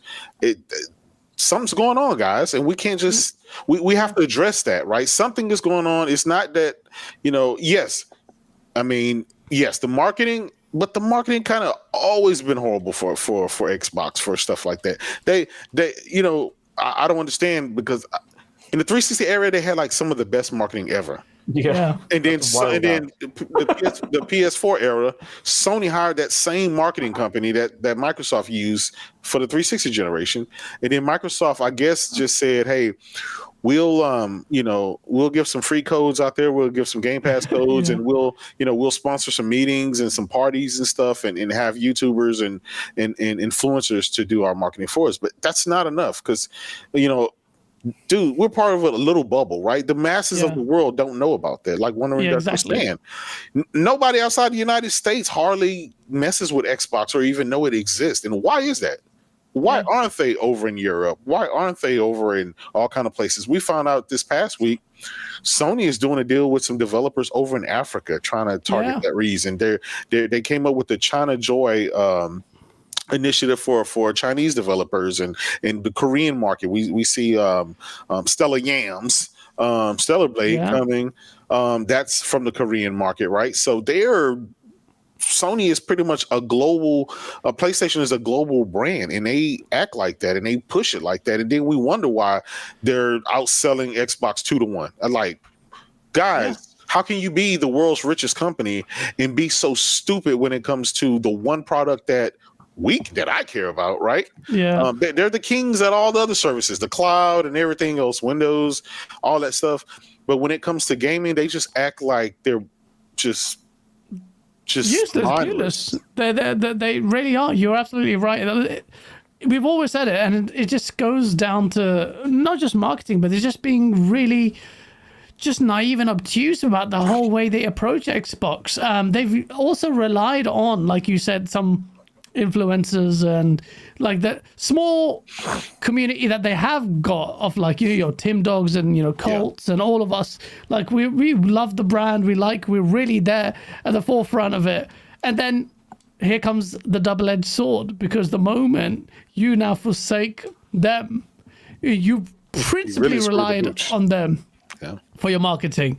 And now they're coming to bite you in the ass. So what are you going to do, Microsoft? This is what I'm really intrigued to see. Because if Hi-Fi Rush does go multi-plat, just that alone, that very vocal minority, no matter how much of your beautiful language, making gaming accessible to more places, we really care about making Xbox a priority, all that bollocks is going to be shot right in your face at a velocity Phil Spencer cannot dodge. And you call him Neo, but he's not dodging these bullets because they are coming his way. So there's you're absolutely right. They haven't marketed it. They're not a brand name. There's no positive association with that. We keep saying Game Pass, but my friends still don't know. They're pretty decent gamers as well. Like, what's that? Yeah. And I have to say Netflix for games. They're like, oh, really? You have all these games? Really? And no one knows it. And the other point that I think a lot of Xbox fans used to downplay, not me, but others did, was the console numbers and console hardware sales. Everyone said, no, it's not. It's MAU. Monthly active users is absolutely important. Absolutely. Don't downplay that. Even Sony have said that. But the console numbers are absolutely fundamentally important, especially when you're primarily relying on them for your Game Pass subs, because PC is the fastest growing area for Game Pass, but it's still dwarfed by where the console subscribers are subscribing to Game Pass. So how are you going to tackle that challenge? It's going to be very interesting. Before we go into the topics about what actually we think is going to happen in a couple of days, let me read these super chats. Thank you so much, and sorry everyone to get late onto these. We've got Rocket Scientist with a brilliantly spelt name with a $2 Canadian. Thank you, man. He goes, anyone think WD and Arex are long lost brothers? WD? I don't know what that is. He's right there. Oh, Wandering Dutch. Sorry, and RX. I don't know who that is. RX. I have no idea. I have no idea who that is. Face 23 Brooklyn, New York. Shout out for the generous, crazy $50 super chat, also known as Free J-Dubs on Twitter. And he's been a very big supporter of our channel for a while as well, and really nice guy. Shout out to you, Face. Estherfly. Phil didn't deny or debunk any of these rumors. Xbox wouldn't be doing a business event if everything was staying the same. Changes are coming regardless if some games come or Xbox games come to PlayStation 5 and Switch. Pandora's box is now being opened. This is absolute, in my opinion, the reality that people need to come to get to grips with. Now, this week we saw even, shout out to King David, like King David famously holds the line, but he even actually said there was a poll on ILP that if you had a choice between games being day and date, or they're exclusive to Xbox, which one would you pick? Most people picked the exclusivity part. They said they'd forsake day and date. And shockingly, King David said that cancel your Game Pass sub. King David said that cancel your Game Pass sub if they're gonna make these games multiplayer. Like that is a significant thing for Phil Spencer, for King David to say. He who utters Phil Dominus Maximus Aurelius Spencer, he will not be giving that lengthy title, or not for long anyway, or maybe for a week, and then he might go back and do that. But that is a fucking big thing. I'm gonna go actually face with on that on-ramp into there's a few things here actually on this topic, but before we do that, Obama drone strike, which is a brilliant username. Thank you. What kind of name is that? And his picture is Oh my god! Shout out to him with a $50 super chat. I'm 20 minutes behind, but this mother sucker saying people aren't complaining about FIFA packs or NBA. He's talking about you there, Jada. Or NBA 2K packs. The community are against it, and countries have banned them. Stans are a funny breed. What do you want to say to Obama drone strike there, bro? All I want to say is you're saying that they're against it, but every year the numbers exceed the previous year on purchase numbers and the revenue gained from that. So clearly, it's falling on I'm a firm believer. I'm a firm believer in gamers speak with their wallets. Yeah. If gamers do not speak with their wallets, it doesn't matter. So you can balk all you want. Oh, out of this is. It doesn't matter. They're just like whatever. Obama, do you not think that's a valid point? If gamers vote with their wallets, maybe Xbox wouldn't be in the position that it's in today about the third party thing. Maybe, yeah. Let's see. Danny Snowick, shout out to you, man. Shout out to the €2 super chat. Plot twist: Microsoft buys Sony to bring games on PS5. Just even hurts to say it. Christian 5916 with the $5 super chat. Hi-Fi Rush on Switch and PS5, but not native version of Xbox One or the Xbox One X is disrespectful to Xbox owners. That's actually a great point. If you're getting it on Switch, why not Xbox One X? It's a great point. Doesn't mean anything. What? What do you mean? You telling me an aging there are Switch native can versions get on Hi-Fi? Xbox, aren't there? I don't I know understand Xbox One what X. that means. I was just thinking Xbox One. Not an Xbox One, you've got to play through the cloud. Yeah, One X. Fair enough. Yeah, he's got a good point. If you're going to bring on freaking Switch, the calculator can run that then. So, that's a good point, Christian. Spartan661 with a $5 super chat. The rumors going around are worse than anything you would hear in high school. Take a seat and enjoy the talent show to reveal the true talents of Xbox. It has been fucking spectacular. Look, I'm not going to lie. I love the drama. I just sat there. I enjoyed it. Even though it's like as a bot, I just like, oh my God, what are you doing? But I fucking enjoyed the fucking meltdowns, the craziness, the shit talk. It was brilliant. And we're gonna fight. This is a crazy moment in the in this game history. In history, gaming history. Like a lot of people, like one thing I didn't like was Jeff Grubb going at Tim Dog and saying, Alan Clobro and all of these guys. When you kind of used the same people when the start of the launch of the generation, galvanizing them and coming on the shows and stuff. They're guilty. They're just as guilty as anybody else. Absolutely, They've man. stoked Like, the flames. they soak the flames. They take the benefit and reap the benefits of those rewards. It's not just gaming discourse. You're getting involved in those communities, and now you're throwing them under the bus, saying, "I don't get it." But reality is this: we are very passionate fans. We do see it as teams. For us, it's a meta game. It's always been like it's jokes for us. Yes, of course we care about it, but you can't use that passion and then make fun of it and then pretend you're holier than thou, whilst simultaneously benefiting from that, monetizing that. Yep. Fully aware of all of that. So I'm just like, okay, this weird holier than thou mentality doesn't stand, really. So I don't, and it's not directed at anyone, but generally I just say, who cares? Who cares? I'm like, we care. So what? Edwin Garcia with a $5 super chat. The series consoles are suffering from the Wii U effect. A lot of consumers thinking it's the Xbox One. I think that's part of it. I think the naming convention has I mean, you can't quantify how much of that damage has been done because of that. But the naming convention is terrible. And I do think it has a significant effect just generally about the way the brand is perceived. Joseph Posmic still says, hold the line bravely in the face of all that madness. Speaking of face, he did mention about the fact that this event's coming, and we are about to see what's going to happen. Now, J-Dub, what do you think this event on Monday? You know, I love you, man. What do you think is going to happen on Monday or Tuesday? Like, what is Xbox actually going to say? Because I have an idea. Again, guesswork. I'm not being told anything. I'm not an insider. But what do you think is going to happen at this business meeting? I'll be honest. I have no freaking idea. Right? All I have to go in is, you know, all the things I've been hearing, and like you said, all of these people claim to be insiders. All the people that started this, all of a sudden they started, you know, doing the Michael Jackson moonwalk backward on it, and it's like, ultimately, I'm gonna tell you what I want. What I want to happen. I want them to go and literally not change anything as is, and then let all the egg be on the faces of all the people that started this shit. So, you know, that's just more content for me. Like the Xbox community imploded on itself for no reason, right? But I'll be honest.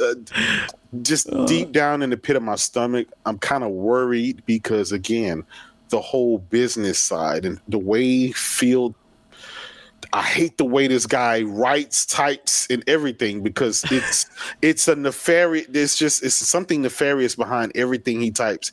He'll say something, but it's like it's going to be followed up with something you don't want.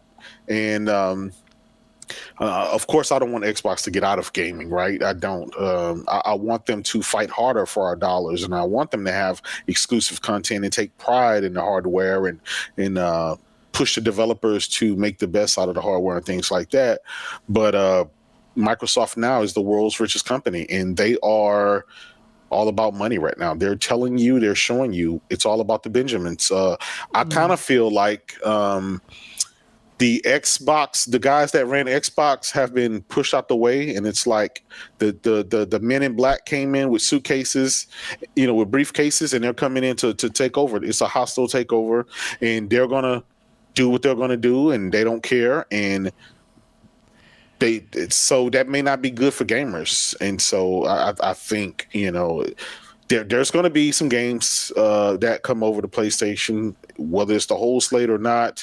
I think even if it's just one, the writing is on the wall, because it's just a matter of time before it's two. I heard they may be changing Game Pass. They may be walking back date and date. If they walk back day and date, that's going to be fucking crazy. The backlash from that. Yeah, if they do that, that tells you that Game Pass was not successful the way that they tried to spin it in the public. It wasn't. If they take away, there's no argument for me. Then I'll be like, all right, Colin Moriarty was right. If Game Pass games, like the Xbox first party games, are not day and date, and I think that includes Call of Duty, because Call of Duty should absolutely be on Game Pass. If that's not on Game Pass, and that was going to be your primary marketing beats, that it being on Game Pass, if you don't put that there, that was the whole purpose of people rallying behind Microsoft. Absolutely, right, for this deal, so they could get a perk.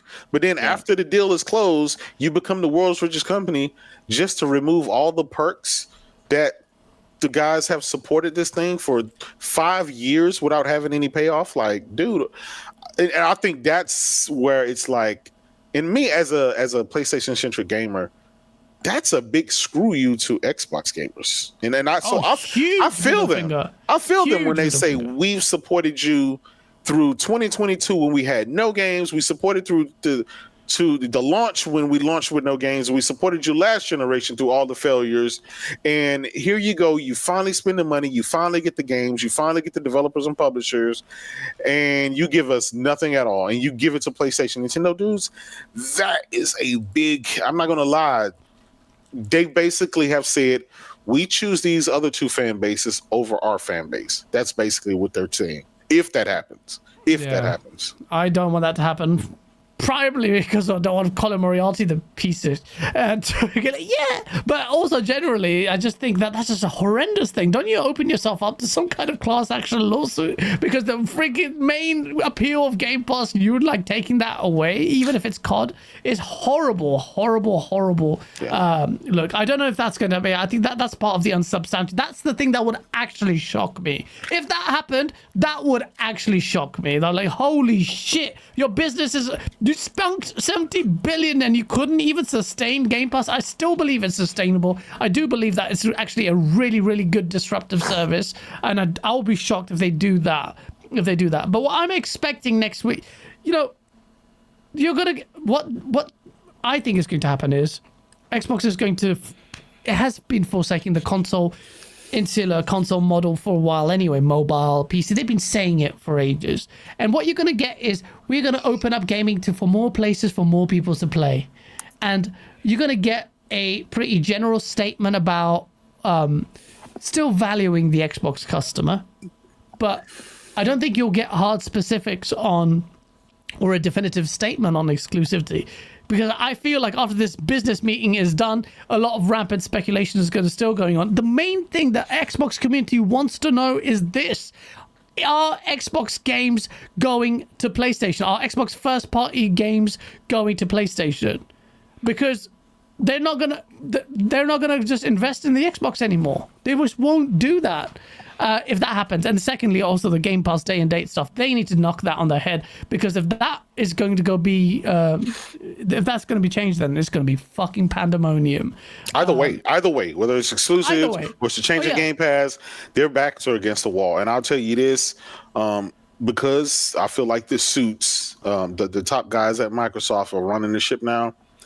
I feel like they don't care whether you go and buy a console, whether at this point, they have to do something to make the Xbox division profitable. And it was just crazy.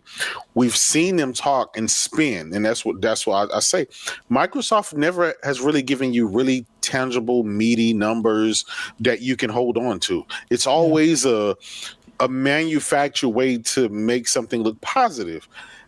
Sony comes out and say, hey, we sold this many copies. We sold X, Y, and Z. You can hold it. Everybody can release it. It is what it is. Microsoft is the only one you kind of have to extrapolate things, and they're doing that with us right now. Even with this event, you had a week worth of negative publicity. You had the implosion of your fan base, and you come out and tweet, hey, check with us next week sometime. We'll let you know. We got a business event. Well, this business event is not an invitation for us Xbox gamers, right? That's just saying, hey, I'm going to meet with my CEO and CFO and my investors and let them know that we're going to make some changes that's going to benefit the stockholders, not the gamers. And that's what I honestly think is going to happen next week. Now, all the details, we'll see.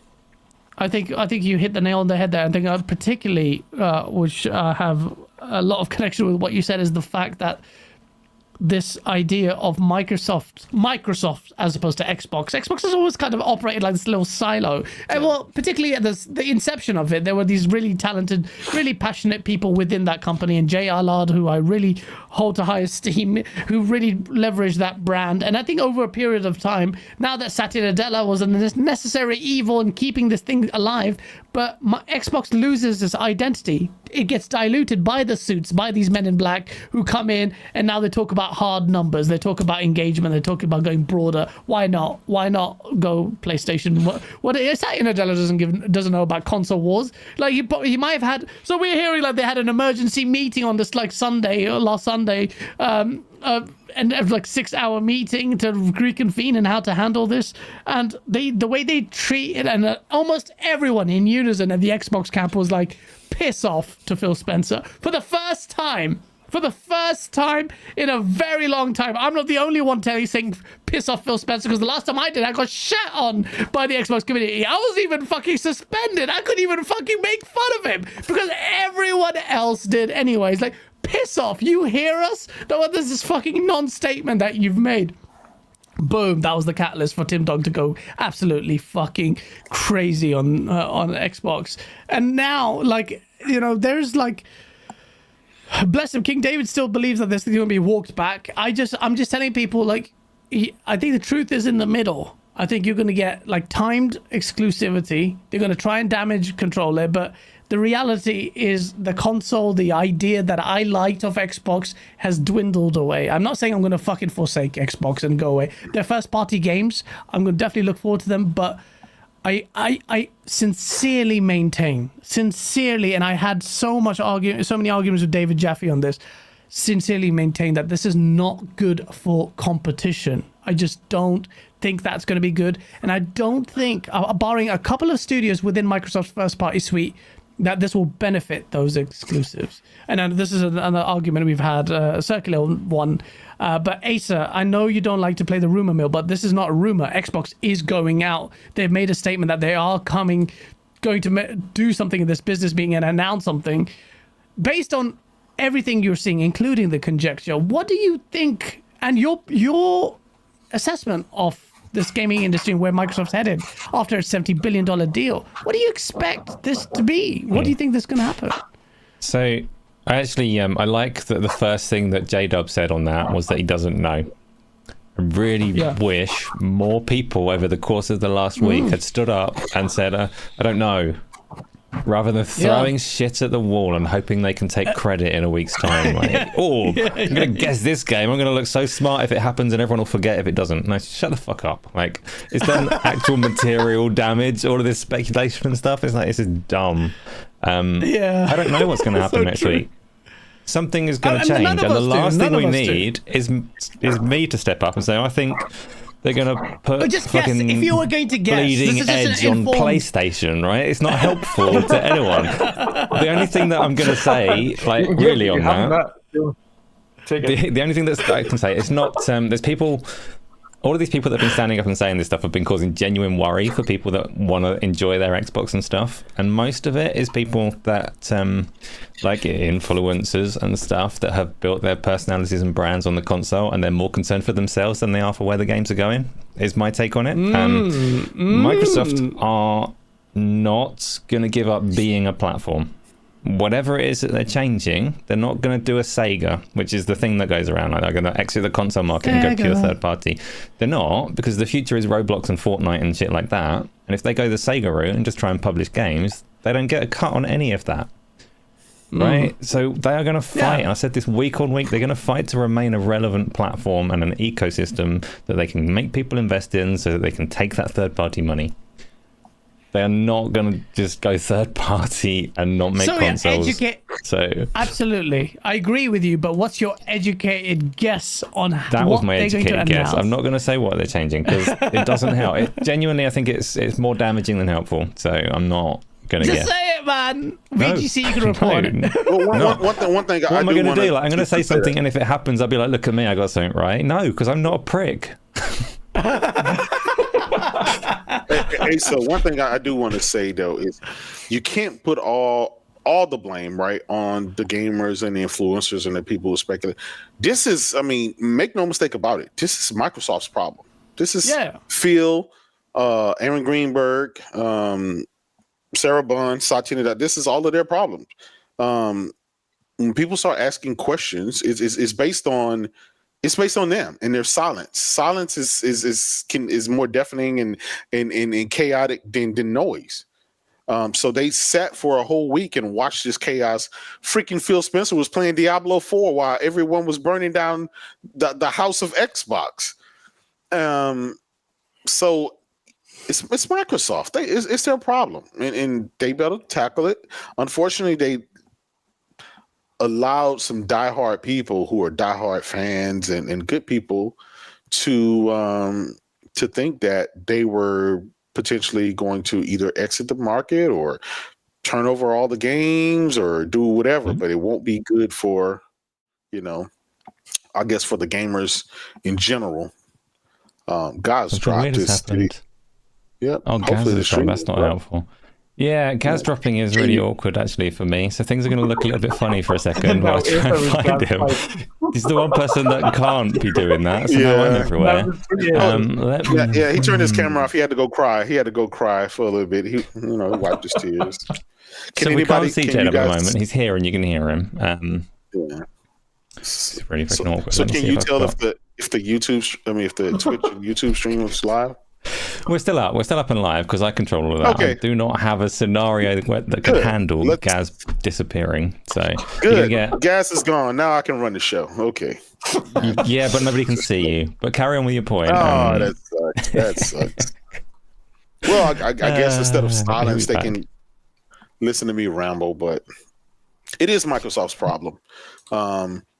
They need to anytime. And you know what's crazy? There were rumors before, and Microsoft came out instantly, and they squashed those rumors.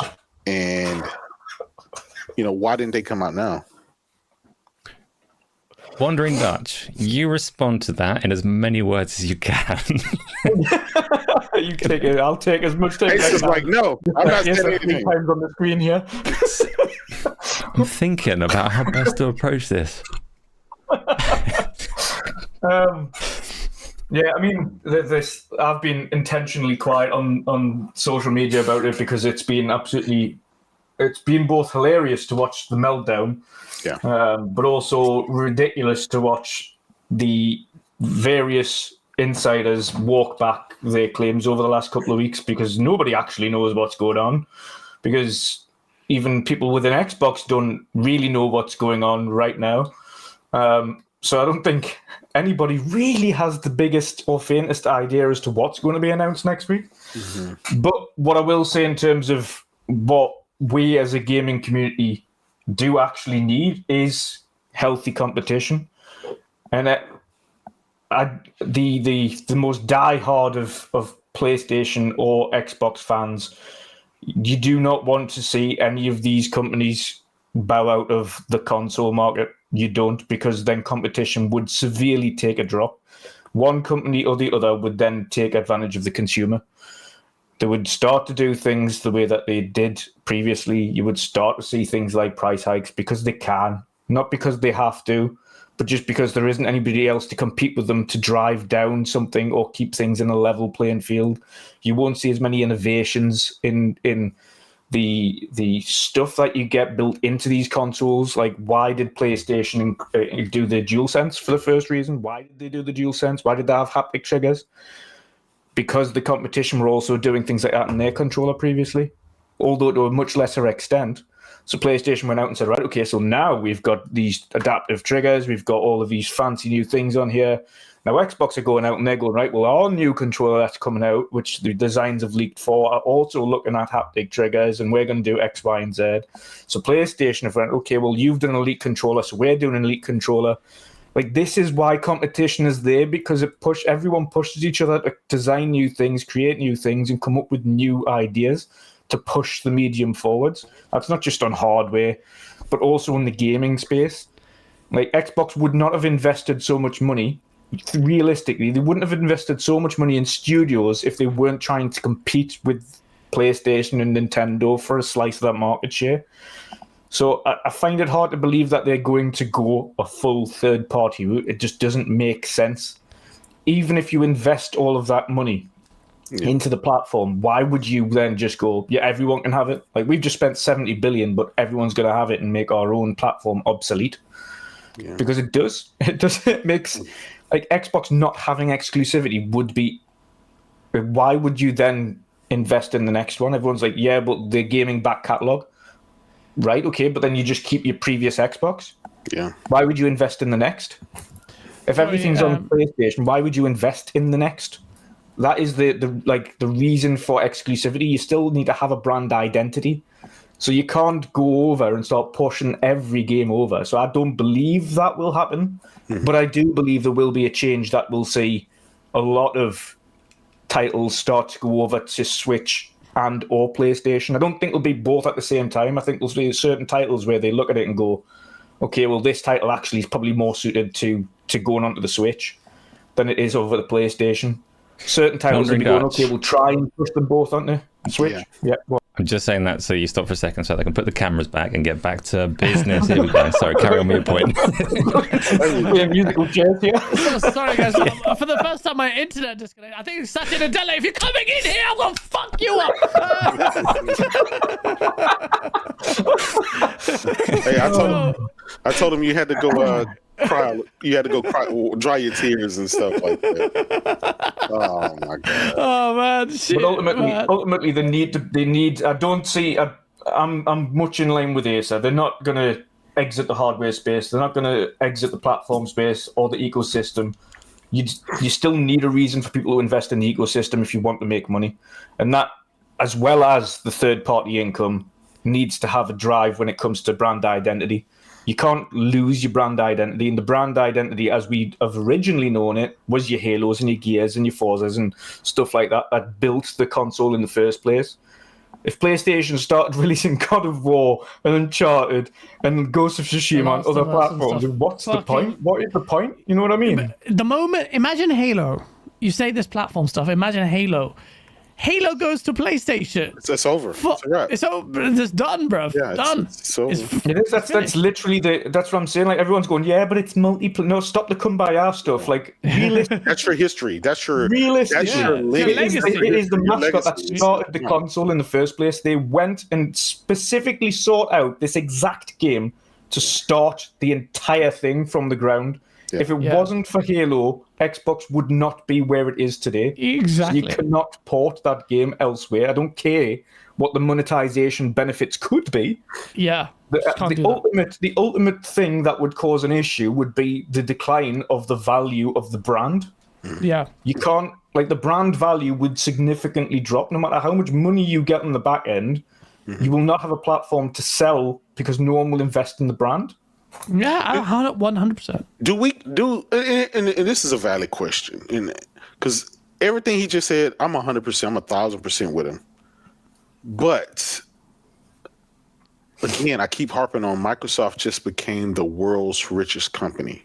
Mm-hmm. On that front, J-Dub, I've got to agree as well with the Satya thing. Yeah. What we've seen, and we've seen this over recent months, to be honest, because we saw the financial director come out and talk about it. We saw Satya come out and talk about it. And both of those guys were like, we want everything everywhere, everywhere. Yeah. And every time Phil's questioned on it, he's like, nope, no, I do not want any of that. Like, this is what I want. This is blah, blah, blah. Yeah. So there's obviously this massive clash. There is obviously a clash internally about what direction this needs to go in. Yeah. And Satya's going, listen, like, I am the boss. And this is the decision I'm making.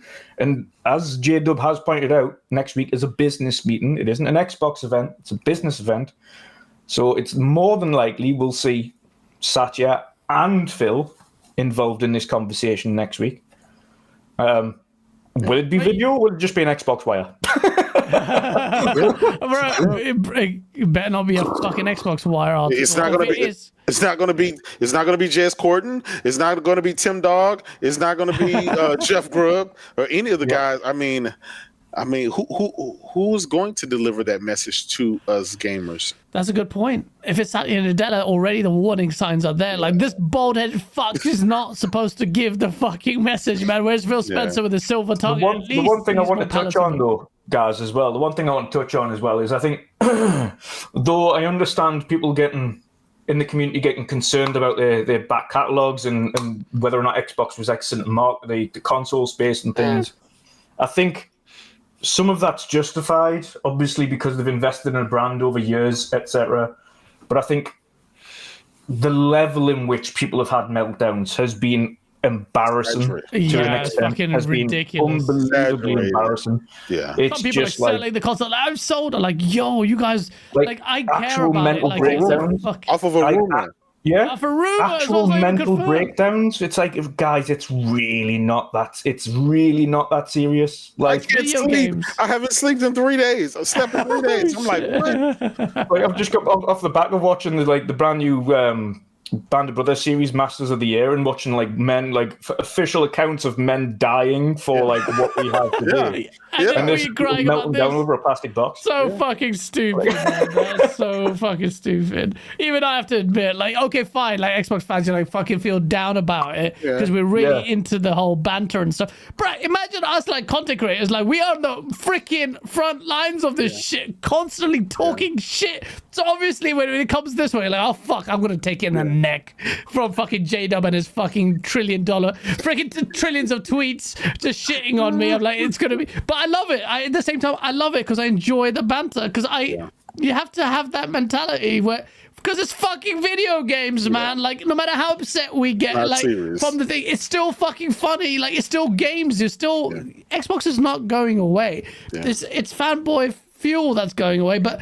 For me, and I think this is my undoing, is because of how I'm such a console warrior. I really do think of the competition in this space. I really do think that if there was a Sega here, I'd be like, fuck it, I'm going Sega.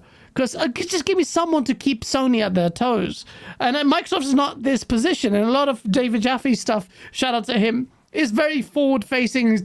Thinks Game Pass is going to be this massive, it's going to disrupt everything. And I'm like, it can, but it needs to walk before it starts running, and you're like, it's not hardly crawling at this point. And this is it's passionate. That's another thing that talking doesn't make about. much sense as well, guys, when you're speaking of Game Pass, is why, when you've just got your massive portfolio all in a row, would you then just go, This is the ultimate. This is the ultimate fuckery about this whole thing. For Xbox fans, this is the biggest. Phil Spencer, I hope you're fucking listening to this, yeah? You made us fucking wait so much for the Xbox launch. We were there, power narrative. You couldn't even deliver on the power narrative. We got fucked day one, Digital Foundry. Like, what's going on?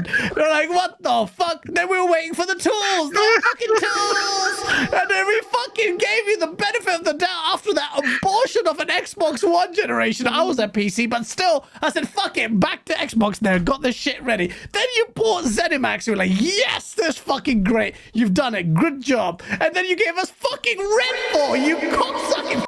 And then you go and do a fucking acquisition. Even wasn't even on our fucking minds. It was not even conceivable. Activision Blizzard King, and we said, holy shit, these guys are really serious. They really care about gaming. And then you fought valiantly for 2 years, whilst you excused the most horrendous gaming year in 2022 with fucking nothing.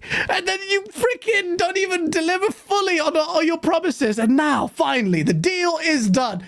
Fucking literally sucking off Lulu Sheng massively, listening to her bullshit. We had fucking Florio Mueller, who's a fucking psycho, who's talking shit on Twitter. And then we fucking withstood all of that. And then guess what? It's done. That's it. 2024. It's our year. Oh, by the way, we're going to PlayStation. What the Are you fucking taking the piss? Bro, if I was a PlayStation guy, I would have fucking so much fun with this. It's so fucking stupid. It's so dumb, bro. And it goes to show how this is the fuckery. I don't think people realize the levels of fuckery with this. How much you shat on the guys, the Xbox guys, who you relied on for your marketing because your own marketing fucking department is non-existent. Now they're gonna fuck you, no Vaseline. And part of me wants this to be true. Part of me wants to be true because I want to see you get fucked so you don't even dare think about doing something like this. I don't know what's going to happen, but I have zero faith in Microsoft in delivering for Xbox gamers of old. I've said this for a while. I'm saying it again. If this is a business meeting, bruv, We hear you, bruv.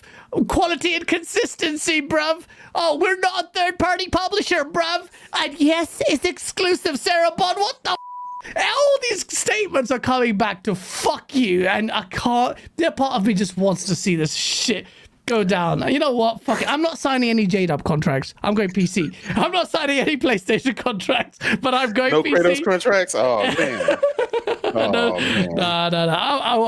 I'll go back to PC because Microsoft fucked me, no Vaseline. But, you know, Xbox fans, you have made it clear that you're not going to tolerate it as well.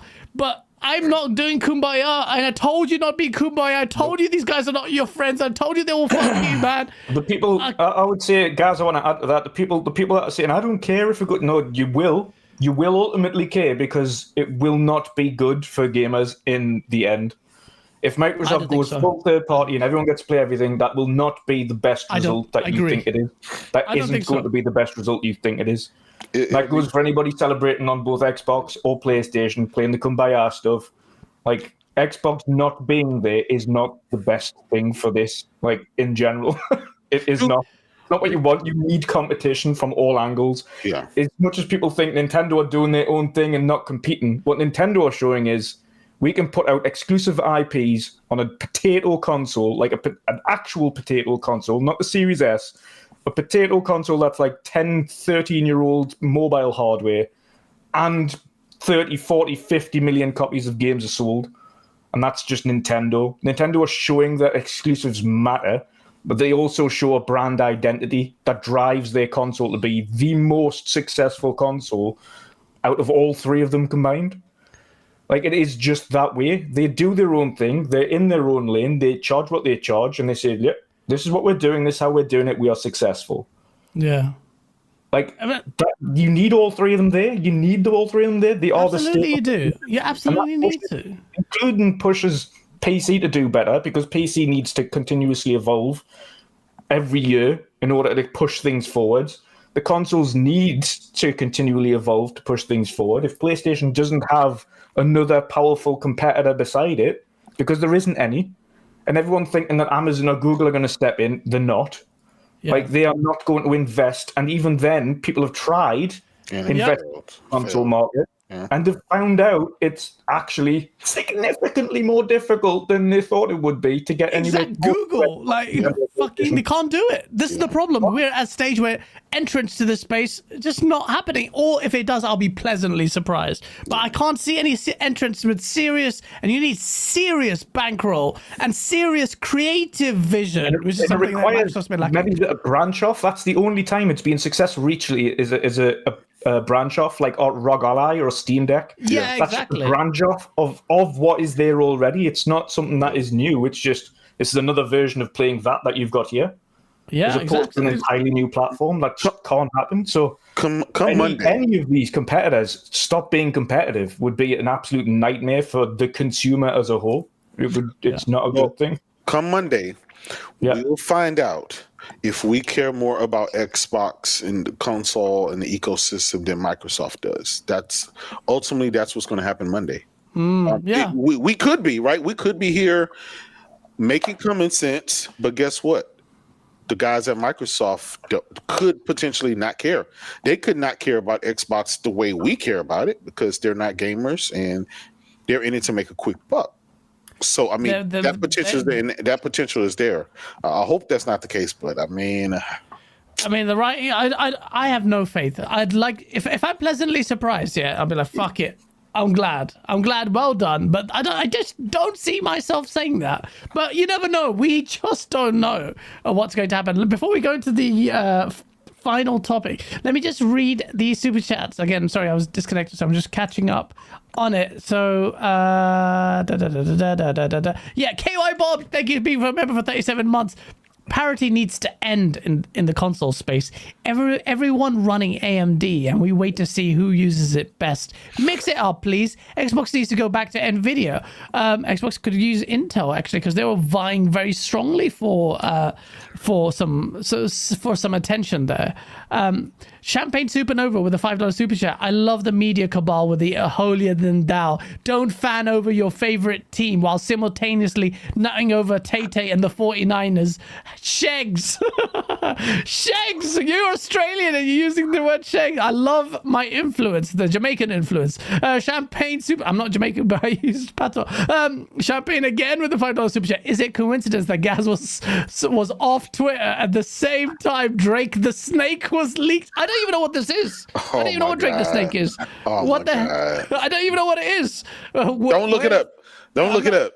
I can guess what it sounds like, so I'm not going to look at it. But where's the Helldivers review? Where are the Helldivers reviews, by the way? It should be a couple of days now. Yeah, they have 4 of them out there right now. Because it's a live service game, they just opened up the servers. But right now, it's like I've seen that like 83, 8.3 on Metacritic. So. That's good. It's better than Starfield. Deadly Headley with a member for 19 months. How do you feel about Halo Infinite's multiplayer going to PlayStation? Fucking sacrilege, don't even say it. But campaign content stays exclusively on Xbox. Who cares? No, the campaign was the weakest part. Exactly. You don't fucking give them any part of Halo. We're not even freaking giving Forge to make We don't the want maps. it. We don't want it. Trust me. It's PlayStation Nation. Shut the fuck up. The reason we don't want it is because that's like having Kratos to come to Xbox. That's like having Mario to come to PlayStation. Like, you shouldn't want that. That's sacrilegious. No. Yeah, your position, you don't want it from the point of sacrilegious kind of view. Yeah. I get that. From the console war perspective, of course, give me that shit. I want all of it, right? From that perspective. Oh my days. The way if that happens, Phil Spencer, if you make that happen, oh my fucking days. Yes, the console war is over. The console war has been so over. Right now, we're just trying to, keep it going just for old time's sake. But the console war is over. They've said the console war. Even Microsoft themselves said it's been over. But hey, we got to make it fun, man. We got to make it fun. we are making it. You've been definitely making it entertaining. Shams with the £5 super chat. Plot twist: PlayStation acquires Phil and Don Matrick comes back to Xbox. Fucking hell! At this point, it doesn't even look that bad a proposition to get Don Matrick back. And Rambling Entertain, thank you for the £2 super chat, $2 super chat. Put Redfall on PS5 and remove it from Steam. What the fuck? I don't think anyone wants Redfall in its current state. Oh man! No, so the final topic is this, like you guys were talking about the ROG ally earlier. There's significant, again, Asa, I know you don't talk on Rumours, so I don't know how I'm going to reconcile that position with you, but Xbox is now reportedly, or rumours abound, and I feel like this is actually going, I remember I don't know anything, but I feel like this has some meat to it. I think this strategy is probably what they're going to do. Xbox is working on a hybrid console. There's a lot of murmurs of this, and Phil Spencer even liked an article that Jess was sharing about it. And I just think that could be a potential smart play if they're looking at a strategy to broaden horizons of where people play. They'll be keeping a keen eye. And Phil Spencer has kept a keen eye on the the little screen for the Series S. He's bought that, and he's talked about how much he loves the ROG Ally and all of that shit. And I think that strategy could make sense based on the inroads they want to make in Japan. There's a strategy there. That kind of portable device could do some stuff and a docket here and there. But, again, that's not a strategy that will age well, because Phil Spencer also said they will never be out of position in power and price.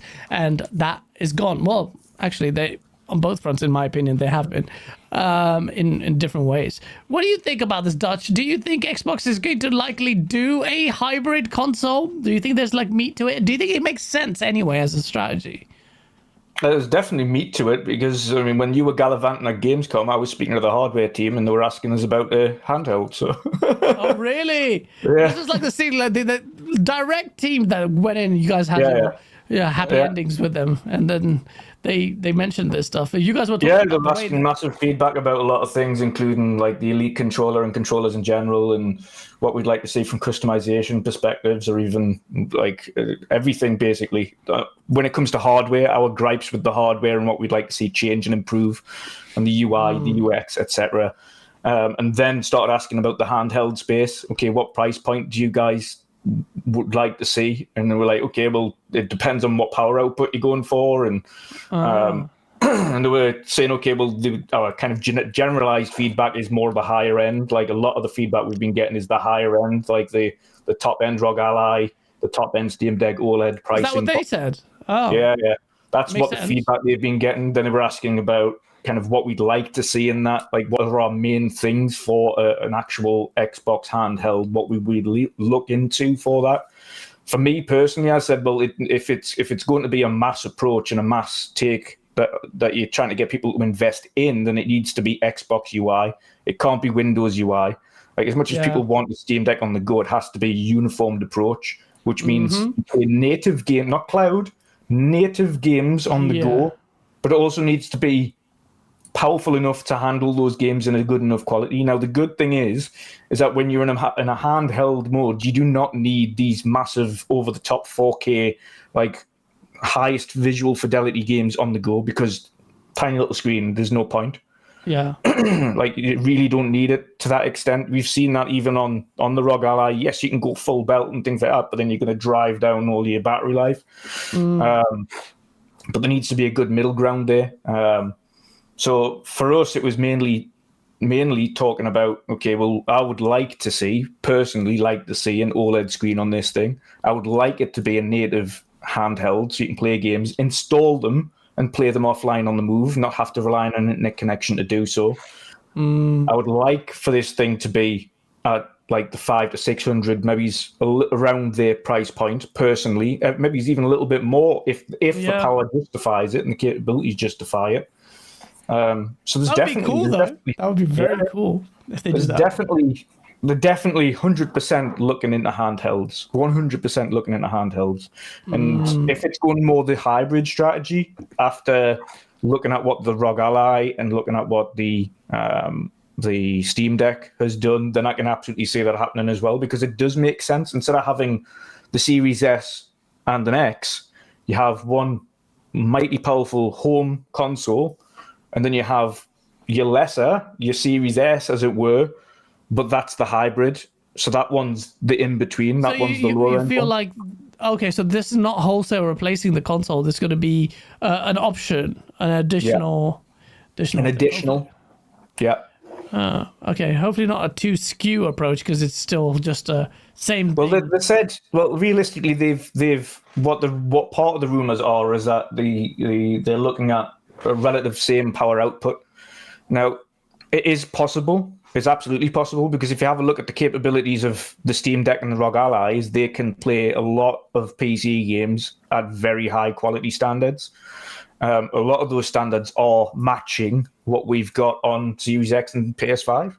Yeah. So in terms of power output, there is a very good possibility there. But the issue with handhelds has always been and always will be the battery life. Yeah. You can push as much power as you want into a handheld platform, but the battery life will suffer unless you find a way around it. So there's going to be some compromises somewhere in order to elongate battery life. Otherwise, that is what would be a DOA problem.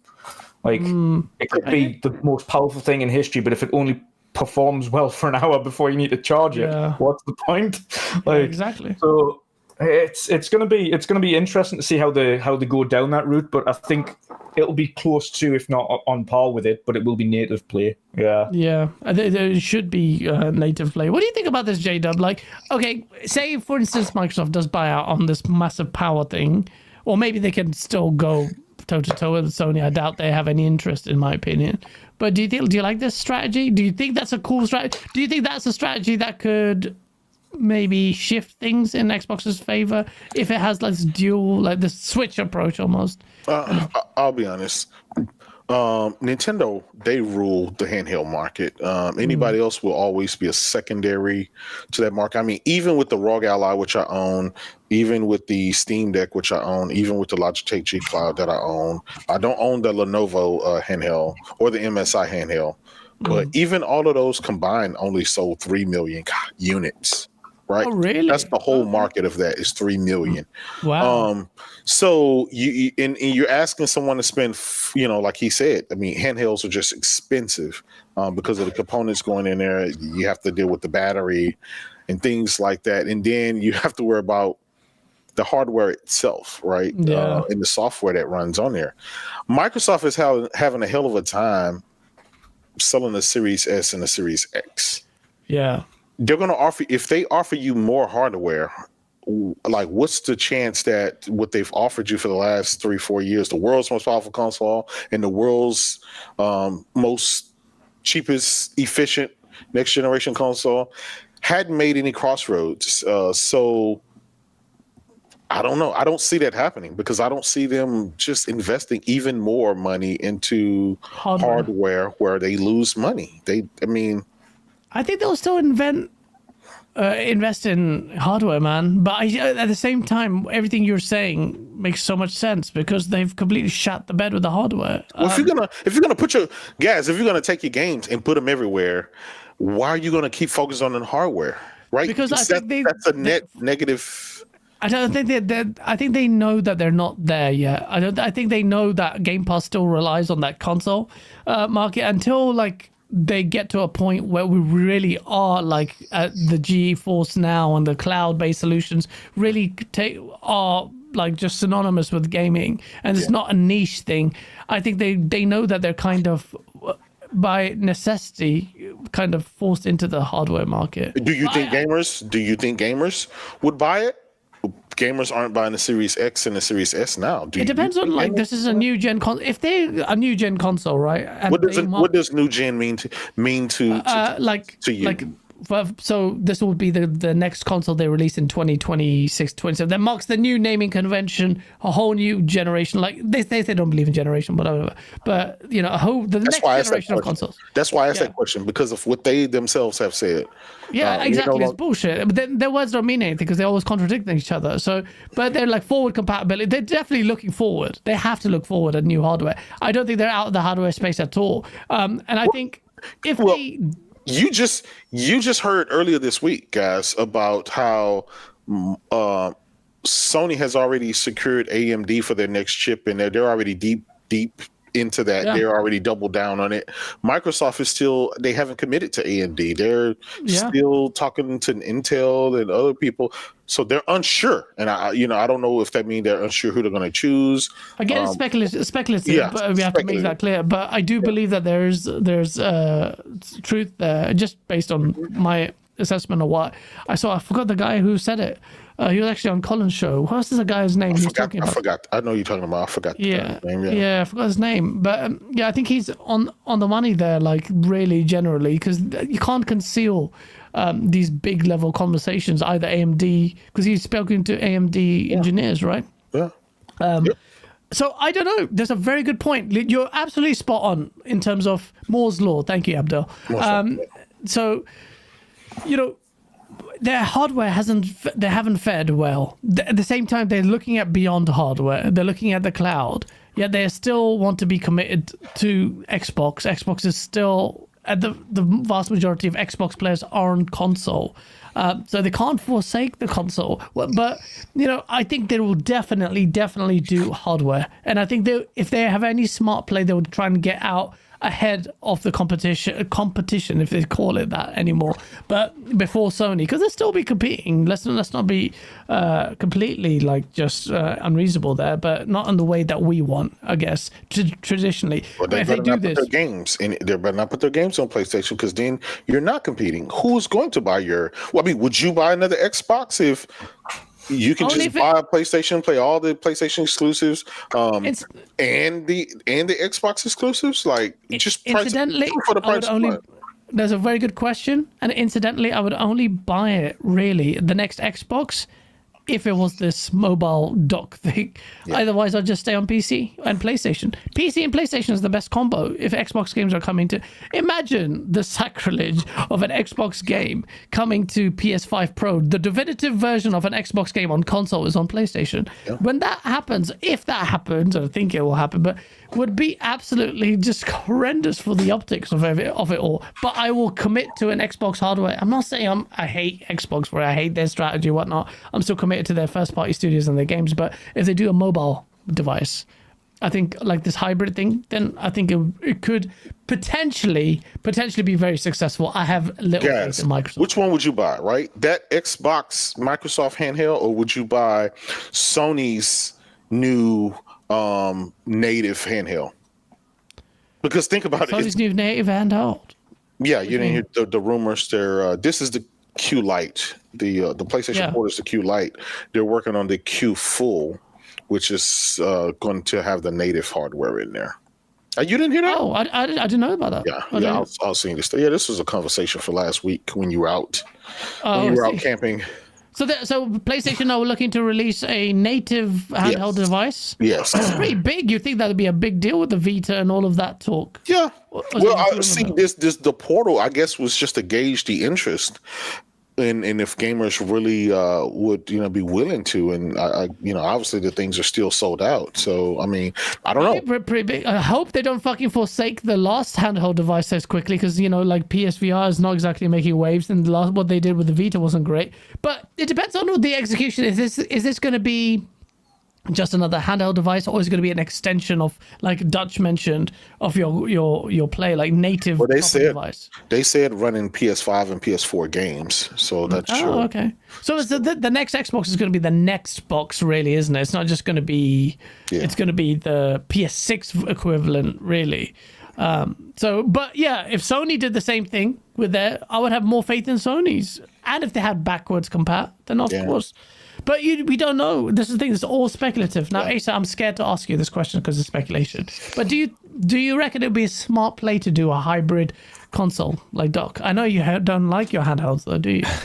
Well, that's the thing. For me, like from a very selfish perspective, I'd hope not, because any handheld, no matter how far advanced we are in technology, it's going to be severely lowering the floor as the lowest common denominator, because a portable piece of hardware is never going to be close in power to even like the budget range console. So I don't want it to exist for myself selfishly, but if I'm sitting there as Microsoft looking at what's successful in the market right now, then they're definitely going to explore that, because handhelds are a big thing in the market right now. So I can see it happening, even though I don't personally particularly want it to. And that is just selfish, though. Like, a lot of people like them, and I don't want to take away other people's toys or anything like that. Just minor quibble. I don't want that floor to be lowered. Yeah, no, I know what you mean. I just feel like Microsoft, I don't know how they'll handle it. I'm just really intrigued. This is very weird times for Microsoft and Xbox as a brand. It just makes me respect Sony a little bit more, because they've held on to that console vision a lot stronger. They're not this everything. Although Sony have said they want to be everywhere there's computing exists as well, Jay. You have to. Don't you think that there may be a possibility that Microsoft be ahead of the game in a lot of this? That Sony is trying to get into this position where they are. Look, man, Jim Ryan has said that the consoles are not enough. He says it's only a few million on console. He wants to get more. This is Jim Ryan saying this. And then you've had last month Sony's chap saying, look, he wants to be on PC, mobile, and wherever computing exists. Sony has made it quite clear, expressly with their statements, they also want this to happen. So, like, are we holding on for like a temporary win when in reality Sony may be positioning in this way? Do you not think that's a risk? No, I don't think that's it at all. I think we extrapolate what we want to extrapolate from it. I always say, don't pay attention to what they say, pay attention to what they do. And that's why I'm never surprised by what Phil Spencer does, right? And what he says, I don't pay attention. I just screenshot it and wait for it to come to the truth to come to light. Same thing with Jim Ryan, right? When he got in the courthouse and he was saying, that, if this deal goes through, that's the end of PlayStation and stuff like that, right? They tell you one thing, but just watch what they do. You see what I see, right, is Sony doubling down on the PlayStation 5, and they're doubling down by supporting the PlayStation 5 with the PSVR 2, with the PlayStation Portal, with the headphones, earbuds, with the whole monitor line, with the camera, a freaking car. Right. I mean, everything revolves around PlayStation 5. The PlayStation 5 is at the center of the core of the company, not just some fly by night, but at the core of the company. And they're doubling down with that by sustaining their other businesses by leveraging the PlayStation 5 and its IP through TV, music, movies, all kind of other stuff, right? So this is what they're doing. So what they're doing, nothing about that shows me that they're looking at somebody else and doing something that's outside of that PlayStation 5. As long as they're there for the PlayStation 5 and the PlayStation 6 and 7 and 8, that's where I will be. Now, granted, all these corporations look to make every day. That's your job, is to find ways you can make more money. This is why we've had so many revisions of the PlayStation 5. Whether you know it or not, the SKUs change consistently because components change. They get smaller, they get cheaper. Therefore, the cheaper they are, the more money that Sony makes. That's just what it is. And so I don't see them not doing what they've always done. And the reason why I don't see Nintendo and Sony not doing what they've always done is because they're the livelihood of their companies depends on it. Yeah. Right. If the Switch doesn't work out, the Switch 2 doesn't work out, Nintendo is gone. If the PlayStation 5 or PlayStation 6 doesn't work out, Sony is done. Microsoft, they don't care. Yeah, you know, and Xbox been losing for the last 24 years and hadn't really made money on the hardware. But guess what? They're the world's richest company. They'll just keep money hatting it, and who cares, right? Just another day. So they're not in the same position. They're definitely not. And Sony will be keeping a keen eye on how to maintain that business that they've been dominating in for a while. Yeah. But I think it's precisely because of that reason and because their existence depends on it that you can't write off Sony doing things that perhaps are out of the realms of comfort or what we were used to, because this market is changing. And again, this is very just like this. I can't give you specifics because we don't know. We don't even know what's going to happen in a couple of days. Yeah. So the whole market is changing, man. Like if this future of everything is cloud based, you can't tell the difference between like you're running like 4090 versions of GeForce now on cloud everywhere and fibers everywhere. People have that. Then, you know, that could be a transformative change, but that's a big if. When is that going to happen? This market is very fluid, and we don't know what's in store for us next. But right now, for Xbox, they're at a crossroads where the fans have a very clear idea of where they want Xbox to be. And it might be the case where Xbox is moving completely in a different direction. And that is bad or good, or we will see. But it's an interesting fucking set of circumstances, man. I enjoy the fucking madness. Absolutely. The $1 million question, guys, is will you continue to support Xbox? The console? No, just Xbox, period. If it decides to go beyond the console and focus on any and everything outside of that, will you be I've already decided to go PC, man. Look, I'm an Xbox, like, I believe in Xbox's first-party studios to a certain degree. I like their roadmap. None of that has changed, but I'll be less eager to, because I just know they haven't got that pressure. So now I know, like, say something like Fable, I'm definitely looking forward to it. I can't wait to play that game. But I'm just waiting to build this 5090 whenever that thing comes out. Get that PC and get it there. Like, look, this is generally across the board. Like, I don't not play my PlayStation because I hate it. It's because it's for me, Xbox and this suite of games are a bit more enticing.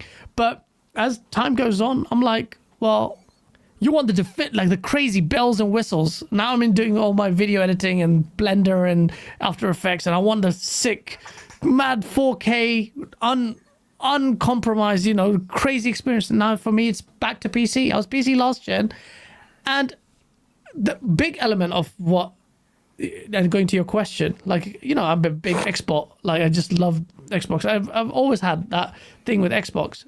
The moment there goes third party, to me, it's like a sign that the Xbox that I liked is not there anymore. It's not there. I mean, it's already been like that. I mean, this is why I've been saying it, but this, like I said with my earlier rant, off the back of it, there was still hope that you held on to, still hope that you did everything, show me. And none of this might, you know, it depends on the messaging. Like, if it's just timed exclusivity and the select games here and there, in reality, I still won't be happy. But they may give me enough of a carrot for me to hang on. But to be honest, I'm already prepping to move PC. I mean, just pull off Xbox or anything anyway. How does that make you feel? How does that make you feel, Gas? You're such a piece of shit. I swear to God, you're such a piece of shit. It makes me feel sad. It makes me feel sad. I'm not going to sing a song here because StreamYard cuts the audio. But let's just say, I will still make console warring videos. I'll still make salt videos. There will still be salt galore. But it just, it's not nice. Yeah. It's a mixture, concoction of frustration, a little bit of anger, a little bit of fun, and kind of there's like directed at different things, but it's just like, you know what? I would pay good, real money, like serious cash, for the situation to be flipped. I know you would. I would pay some real money just to watch it happen, even to watch it happen, the spectacle. But yeah, look. I still love it. I still love the drama, man. I love this whole shit. And I take it... I don't take anyone who takes the piss out of me and people like me and you who make fucking Twitter entertaining by doing this bullshit. People don't get it, man. Like, me and you... Like, look, we're on the opposite ends of this wall, but me and you are always like DMs like, you bitch. Like, what the fuck? Exactly. Like, it's fun. And that's the fun... That's what, and I sincerely believe that's the fun banter element of it going away, potentially. I don't think it will, but that going away, like a big part of it does kind of go away. It's like, still want it to end. Like, we're holding on to the old idea of console wars. Well, and that's why, to be fair, and you probably have seen it, even PlayStation guys, even us diehard guys, right? We haven't really went to the place where we think we could go. We just haven't, because it's not. It's particularly, it's not really a good feeling. Yeah, did we, did we win? Can I say, hey, I was right about this? Yeah, but it's not really something I want. I want this to continue to go on. I want the rival to go on, and I want Xbox to just fucking be good. Just come back and fight, and you got all this money. And that was the thing. After they did the whole Activision Blizzard thing and the Bethesda thing, it was like, shit. Sony got to worry. These guys got all these publishers and developers, and they have $3 trillion behind them. Like, dude, they need to start sweating. And then, like, it's like, look what happened. Like, and again, it could happen. We're just, I'm reaching Disclaimer. beyond the ASA point, right? This is all just to just say so, but. I don't know. I haven't taken my victory lap yet. I'm having fun with it. I'm having fun with it, but I'm gonna do it slowly and baby steps, right? Baby steps, just like the baby steps game we got coming. Bro, you have taken a lot of laps, bro. But if that's not you taking a victory lap, I dread to think what you have in store. Please don't do a collaboration with Oti, because he's a menace, man. He's dangerous. Shout out to Oti. Shout out to Oti, man. He's such a sick guy, man. Such a nice guy. Well, listen, chat. The console wars, we're still, hold on. There is hope. Phil Spencer, do not let us down. Maybe there is something to hold on to. Maybe we'll get some ideas. At this stage, let me repeat. We don't have a clue what's going on. If someone's going to make clips or make articles on it, we have no idea. This is pure conjecture on our part. And that's the crazy part. Anyone who says they know and they tell you definitively, unless they're sitting on Phil Spencer's lap, they don't know. This is an executive level decisions are being made. The Xbox Studios apparently don't even know. Tom Warren is saying the same thing. Like, people at the Xbox internal studios haven't got a clue. So we'll see. We'll see. Ladies and gentlemen, thank you so much. Before we sign out, let me do the super chat from Christ the Sword with a $5 super chat. JTech morphing into an Xbox superhero was not on my bingo card. Also, nothing happened, and you're all PMSing over it. Weak source. Listen, Christ the Sword, it's not weak source. The writing's on the wall. Something is happening. We just don't know what it is, but we'll find out. Wait, did he say JTech? Oh, he said JTech. Oh, yeah. Sorry, I thought you said J-Dub. Yeah, that's a different person. Sorry, I said J-Dub. I was like, what? Yeah. JTech's morphing into Xbox superhero. Why? I thought he was still consistent in shitting on an Xbox. Yeah. I don't know what that's about. But yeah, we'll see what happens, man. I confused you for J-Rock the other day as well. You guys have similar names. All these J. Hey, I get so much shit from those. I get so much shit from those guys, and it's like, dude, you got the wrong person. That's not me. Like, I'm J Dub. We're not. All the J's are not the same. Jesus. All the J's are constant warrior though, which is brilliant. Shout out to all of you. Shout out to 666 still watching. Smash that like button. We're gonna sign out. It was fucking. This is it. We are at the fucking line here. We're holding the line. King David is there spiritually with us. He's holding on to that, and we're there at the frontier. We're gonna see what happens. It's gonna be a game changer. Before we do, let these gents outro time. Dutch. You were wrong. No, thank you so much for coming on, man. I don't know what about. Thank you so much as always for coming on, man. I hope you had a great time, man. Tell the people where they can find you. Yeah, you can find me everywhere at Wondering Dutch or Wondering Dutch X. That's on PlayStation, Xbox, I'm not Switch codes, whatever it is. I don't care about that. You can find me on YouTube naturally at Wondering Dutch, Twitch, Midweek Mix-Up. Other than streaming games and doing the podcast, I'm in the middle of starting the indie showcase again for this year. So. Oh yeah. So that's that. Brilliant, man. Definitely you did an incredible job with the last one. So definitely subscribe to Wondering Dutch, and thank you, Isla. What the hell is your name now? Oh, Magonads de Arcadia. Shout out to you. Thank you for linking his stuff in the chat. Last but certainly not least, it was an excellent chat. I saw much salty people there said J-Dub was coming. And they're like, what the fuck? This show's turning into a pony dead. Why not? We had such an incredible chat. A really good, really enlightening chat as well, man. I hope you had a good time here, man. I had a great time. I can, I don't have to fanboy too much all the time. Twitter is my domain. Twitter is my domain. Same. Great conversation, great topics, great panel. You guys can find me at JDubCity on Twitter. I'm at JDubCity16. That's why I try to keep you guys laughing with all the GIFs and the memes. You know what I mean? Yeah, absolutely. If you are not on Twitter, then definitely get on Twitter because it's JDub. JDub does mad export damage as well. Me and him are always at it as well, man. And shout out to JDub, man. Thank you so much for coming on. I'm so glad that you had a good time. Thanks for the invite. No, it was our pleasure, honestly. Asa, before we sign out, Arcadia, yeah? Tell the peoples. Yeah, loads going on over there. Podcasts Tuesday, Wednesday, Thursday on the Gaming Arcadia channel. So loads of stuff. Discord, Power World servers, Enshrouded servers, Zomboid servers, loads of stuff going on over there. So if you're interested in any of that, then do go on over. Some people always say I don't talk very much here. I talk loads over there. So if you're interested, it's a place to go. Thank you, both of you, for coming on. And it was good conversations. Everyone in chat. I knew it would be a good show. I'm always right. One of them pricks. I love how you brought that back round full circle. Oh man, no, shout out to you. Definitely check out Game Arcadia. And great panels as well on both shows as well. So yeah, definitely. My stuff is almost ready, but you've heard me say this for 7 months, so I'm not even going to say anything. The relaunch is ready. No, I'm not having an existential crisis for what the hell Xbox is going away, what I'm going to do for content. I planned for the demise of Xbox in summer of last year. No, the content is going to be more gaming focused. It was always planned to be. It's there. I was going to say this Thursday, but I said, nah, give it more time. It's almost there. The relaunch, that will relaunch when Xbox relaunches.